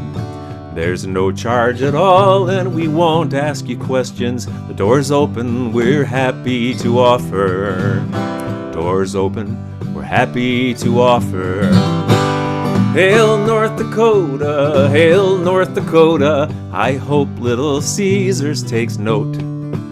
And that all of their franchises have such a heart, 'cause we're all riding in the same boat. If there's anyone there to promote, the people out there get my vote. Beautiful, Yay, David. thank you. Beautiful. Yeah. Thank you so much. Wonderful. That was great, David. I just have to tell you guys, like, I've seen this guy in action. Like, we were at something together down in Virginia one time, and he gets people together, and all of a sudden, like, at the end of a few days, they're all playing a song that they wrote together, and it sounds like it's been around forever and all that. So he's really good at what he does. Let's hear it one more time for David Ross. Hey, David. All right, so Ed Stuyvesant, what journey will you be taking us on here in the next few minutes? Well, I mentioned in the last routine that I was raised Catholic.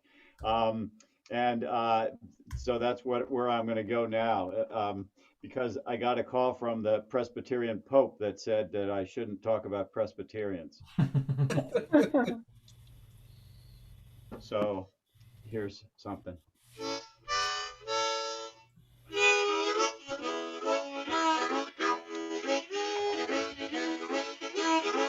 Well, I was raised Catholic.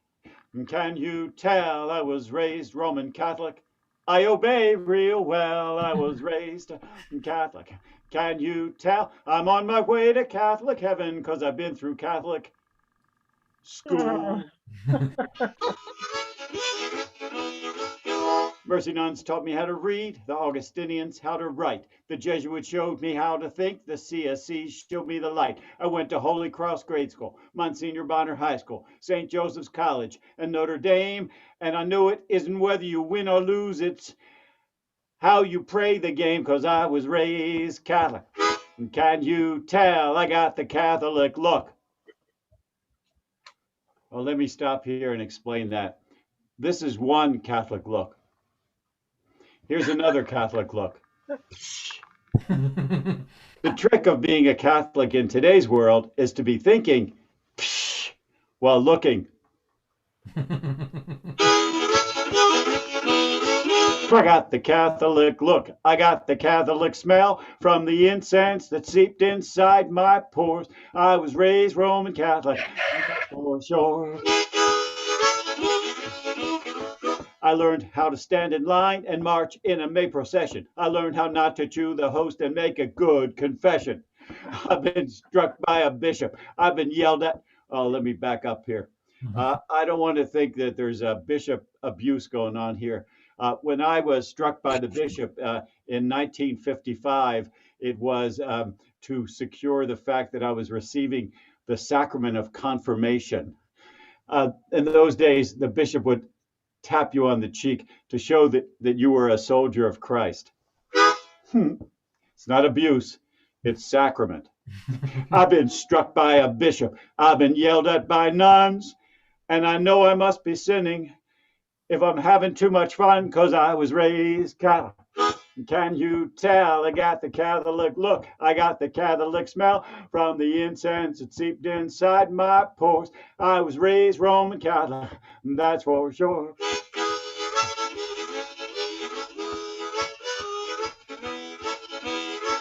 I've had sufficient reflection and full consent of the will. I know it's grievous matter, so I never take the pill. I should stop here and explain. Those of you who were raised Catholic recognized those three aspects as the three needs for a mortal sin. There is a study guide available at my website. I've had sufficient reflection, full consent of the will. I know it's grievous matter, so I never take the pill. Well, I've never touched myself. That's the way I've been caught. And I recite ejaculations when I have an impure thought, because I was raised Catholic. Can you tell? I was raised Roman Catholic. I genuflect real well. I was raised Catholic. And can you tell? I'm on my way to Catholic heaven, because I've been through Catholic school. Whoa, Ed. All right, Yeah. Ed. All right, Ed. Ah, Nice job, my friend.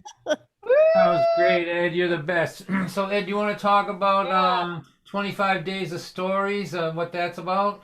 Yeah, there's a place in Ogden, Utah called the Weber State Storytelling Festival out of Weber State, a college in Ogden, Utah.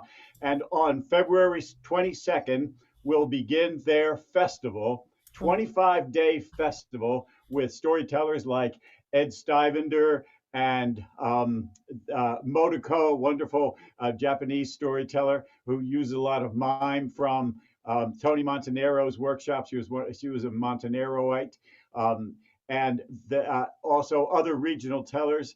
And it goes on for 25 days, and the cost is free. oh, Free thing. And I think wow. there might be the web address on the chat. Is that true? Yes. Yeah, correct. Weber State Storytelling Festival. It's a free festival with 5 topics: fables, folk tales, personal stories, humorous stories, and the other thing. Lies. And the fifth one is lies. Oh, it might be lies, yes.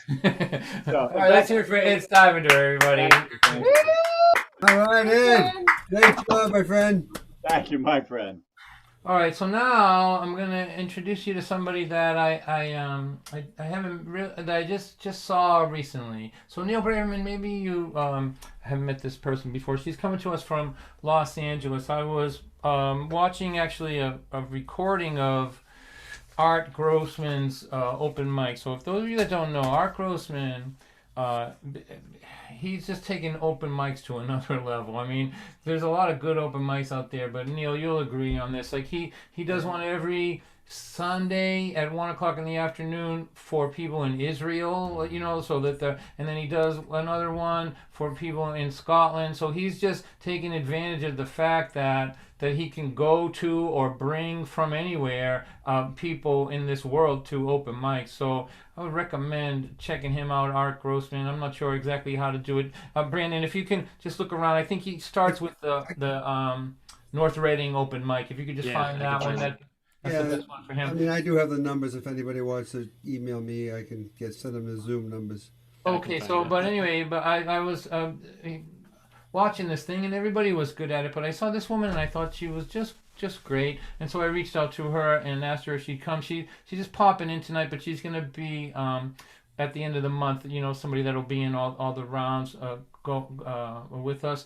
But I thought it would be nice if she just did a tune for us here, just to give you a sample of what to expect later on. So her name's Karen Hart, and it's her first time here. So please make her feel welcome, everybody. Hey, Karen, good to see you again, my friend. Yeah. Karen.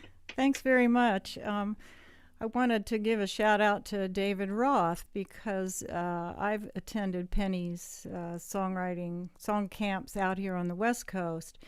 And they are wonderful, and I highly recommend them. They're a lot of fun, and a lot of good friendships are made there as well. And you mentioned Steve Seskin is going to be a judge this time, and Steve judged my song to be the Song of the Year for the West Coast songwriters. So I didn't know what I was going to play, but I thought when you said that, it reminded me, so I'll play the song that won Song of the Year, judged by Steve. It's called Mirabelle. Mirabelle walked out of Mercy convalescent like she did every day around 4, when she couldn't bear to watch him stare another second at the faded blue tiles on the floor. Before she left, she would hold him tight and move in close to his ear, just in case God took him that night. This would be the last thing he'd hear. Don't say goodbye. Say farewell. Here's to life and love and laughter. Please don't cry. You know that I will always be your Mirabelle. She walked so slowly up the stairs to their home since 45. She thought of all the love they'd made right there since that time. In his faded blue chair, she sat all night, remembering so many years before, when his country asked for his sacrifice, and he said as he left for the war, don't say goodbye. Say farewell. Here's to life and love and laughter. Please don't cry. You know that I will always be yours, Mirabelle. Mirabelle walked into Mercy convalescent like she did every morning as planned. But this time she knew something was different when she took hold of his hand. His eyes were closed, his face was gray, and she prayed so hard, Lord, please don't let it be too late. Let him hear me just once more. Don't say goodbye.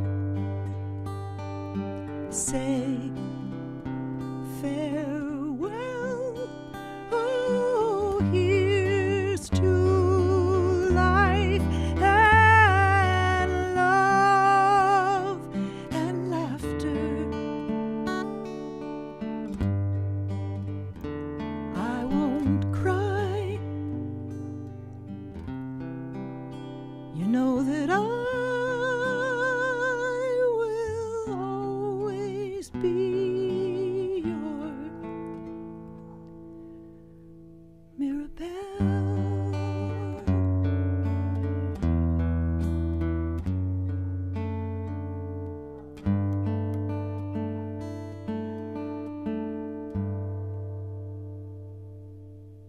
beautiful, Karen. Oh, That was beautiful. fabulous. Thank you wonderful. so much. For my heart. Woo. That was so beautiful. Well, you're part of the tribe now, Karen. There's nothing we can do Yeah. about it. Sorry. Right. Just part of the tribe, and thank you for popping in and for singing that. Your voice just put chills through me, just so you know. I know. That was, Thank you. that's lovely. Let's hear it one more time for Karen. Hey, Karen, that Karen. was great. So beautiful. All right, so we like to wrap this thing up at 9:30 East Coast time. So what we're gonna do now, David and Ed, is our lightning round. So it doesn't mean you have to do a 1-minute song or story, but you have to. So David, no Inagata Devita, Sad-Eyed Lady of the Lowlands, a long version of the Whipping Post by the Allman Brothers. Let's see, those 12-minute Bob Dylan songs. Those are out, but do whatever you like. And Ed can't read the dictionary. Can't you have to keep some reasonable thing there. So let's see. All right, on your mark, get set, go. Singer songwriter, go. It's 1 minute, really? No. I'm just no Sad-Eyed Lady of the Lowlands. So that's all. No, nothing like that. But truly, I'm so happy that you referenced Anne before, Anne Feeney, who passed away yesterday. So if I'm only going to sing one more song tonight, and then I've got some family stuff going on downstairs, I want to sing this for her, for all of us. Amen and a women.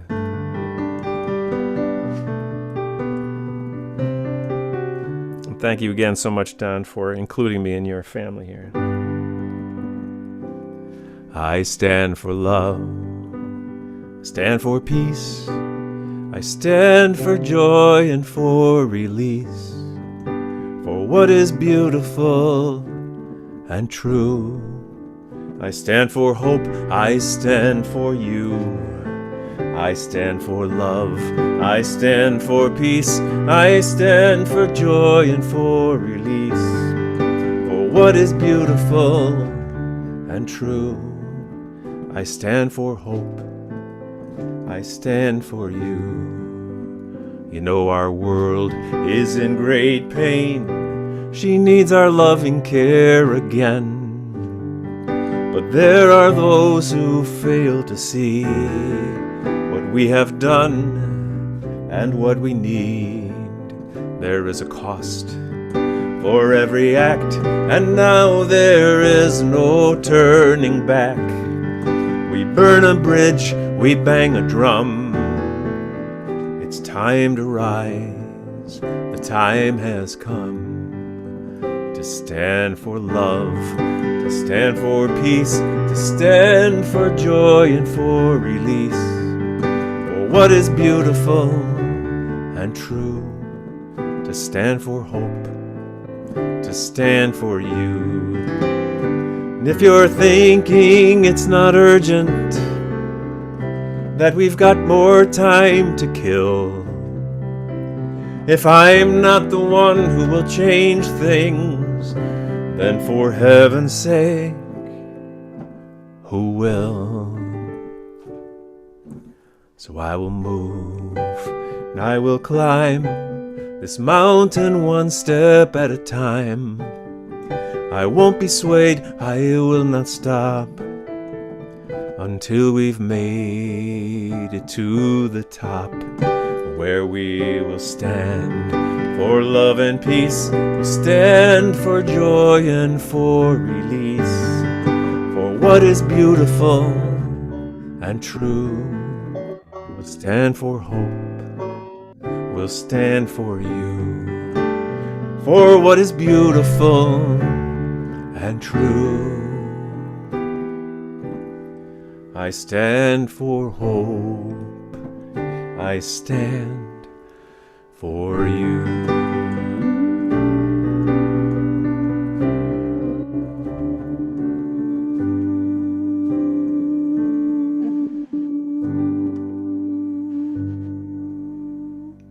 Oh, David, David, that was that so was beautiful. Thank you. So So good. beautiful, so David. much. So meaningful. Special. Bravo. Thank you Thank so you, much, David. That was This is what Ann beautiful. Feeney stood for, so may Uh-huh. her memory be a blessing to us all. Yes. And can I just jump in? I just spoke to Chris Chandler, who was Ann's longtime partner. And tomorrow, when he does his monthly Muse show, he'll be doing a little tribute to her. He's also been talking to Ann's daughter, Amy, and is starting to pull together a song swap tribute memorial, likely to be on the 8:30 Club. We don't know yet, but she's very much missed all across the country. So good to see you, David, and thanks for giving that nod. But watch Facebook, 8:30 Club, Don's thing. There's going to be a lot more celebration of Ann coming up in the next very short time. Thanks, Tim. Thank you. Thanks, Tim. Mm. All right, Ed Stivender, my man. What do you think, buddy? Yeah, I got something. Am I unmuted? Am I okay? Yeah. I want to do a little Catholic study guide. The last line there, I recite ejaculations. An ejaculation is a technical term for a short Catholic prayer. So, yeah, Thanks. a lot of people think ejaculation refers to something else. But ejaculation is a short Catholic prayer like Jesus, Mary, and Joseph. Dear St. Anthony, come around. Something's lost that must be found. It's a short Catholic prayer, just so you don't get the wrong idea. Thank All right, you. let's Thanks go. for clarifying. Thanks for the. Let's go back to high school. I went to Monsignor Bonner High School. Right next door was Archbishop Prendergast High School. All boys on one side, all girls on the other side. But we got to meet the girls on Saturday night at the Holy Cross dances. And so here's a song about the Holy Cross dances. On Wednesday, we would say, hey, are you going to the cross? We called the Holy Cross dance the cross. So this is a song about the cross growing up in high school. Well, it's Saturday night, and I'm showered and I'm shaved. I got my aqua velva on. My wild root cream oil is glossing my hair, and my head cowlick is just about gone. I've been thinking all week about them Prendergast girls, and I hope I've the courage to toss all my fears to the wind when I ask one to spin with me on the dance floor at the cross. I'm going to the cross tonight, but not to repent of my sins like my Protestant friends. I'm going to the cross tonight and dance till the music ends. When the Sloopy comes on, does anybody out there remember the Sloopy dance? Well, here's some study guide for you. When the Sloopy comes on, we'll line up in 2 rows and take 2 steps to the right and we'll clap. Then someone will call out a number. We'll go the variation that goes with that.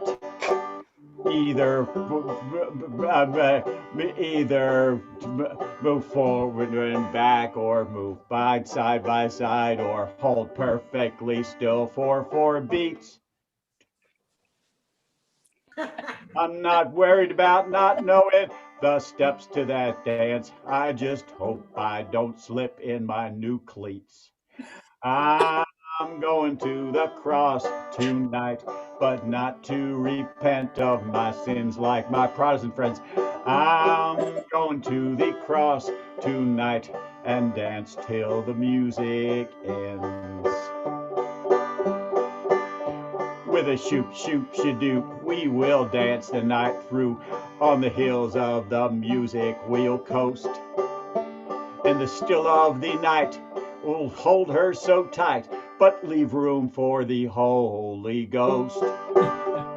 When the evening is o'er, I'll say goodbye at the door. I will not take her home. There's somebody else that I gotta go home with. My mother, the chaperone. I'm going to the cross tonight, but not to repent of my sins like my Protestant friends. I'm going to the cross tonight and dance till the music ends. It's Steiner. Yay! Nice job, my friend. What a great pleasure it's been to be on the Zoom stage with David Roth and Karen, Karen and Karen and Karen.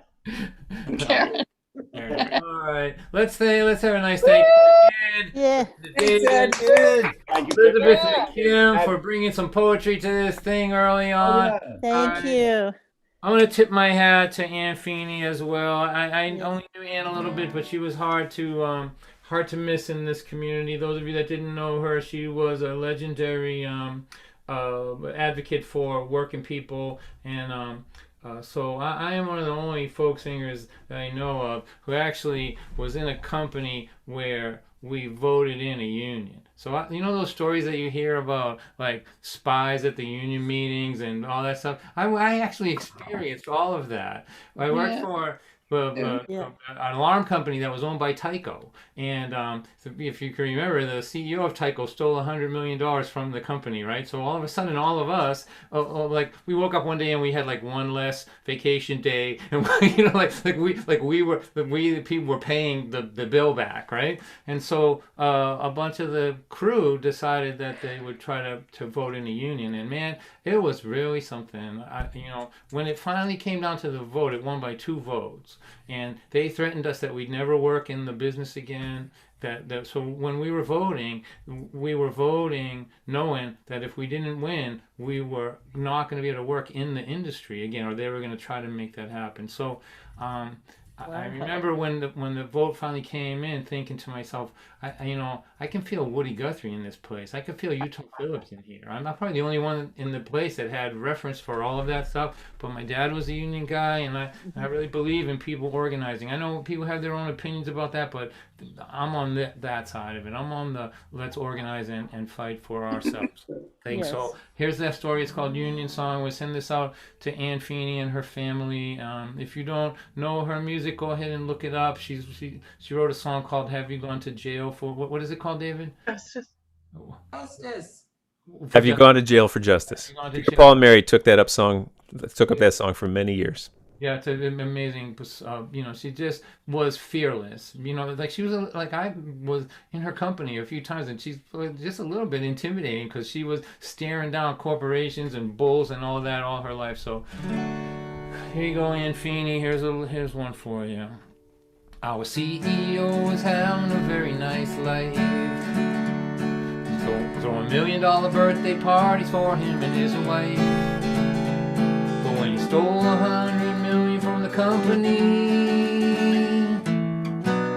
all the ground started shaking under Mr. Kozlowski. At the trial, he assembled an impressive legal team, the most expensive group of lawyers anybody'd ever seen. But all the king's horses and all the king's men failed to keep the greedy CEO from going to jail. When the boss rips the company off, you know what they say. It's the workers and their families that have to pay for the next 3. I haven't played this for so long. When the boss rips the company off, you know what they say. It's the workers and their families that have to pay. So for the next 3 years, the company froze our pay. And then one by one, they took our benefits away.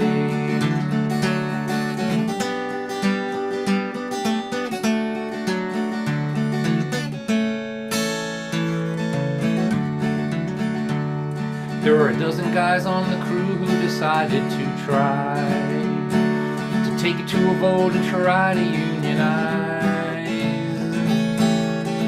Every one of them knew that there is no harder fight to try to force a corporation to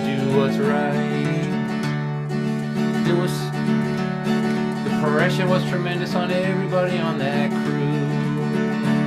You could feel it every day, man, it weighed down hard on you. Not knowing if you lost, how we keep our families fed. And then one by one the men stood up and said, we are willing to fight for what is right. We are willing to fight for what is right. And if we lose, we know what that could do to the whole rest of our lives. But we are willing to fight for what is right.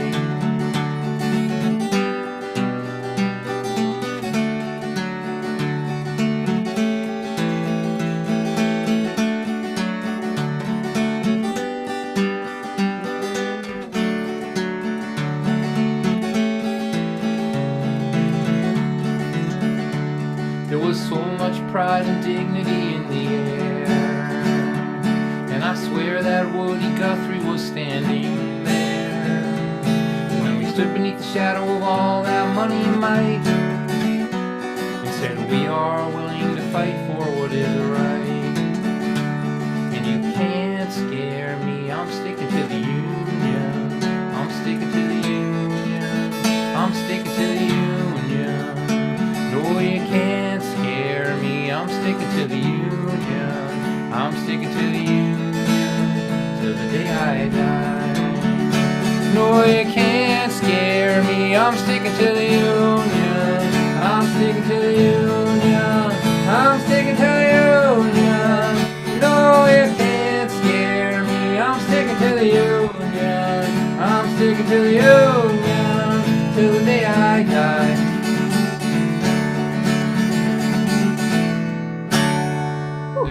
Hey, my thank God. you. That was awesome. Nice. Bravo. Woo! Yeah. All right, thanks everybody. Thanks for coming. We're gonna shut the stream off. Those of you that want to hang around here and chat a little bit, you're welcome to. But you can all just go home too. That's okay too. I am home. You already are home, aren't you?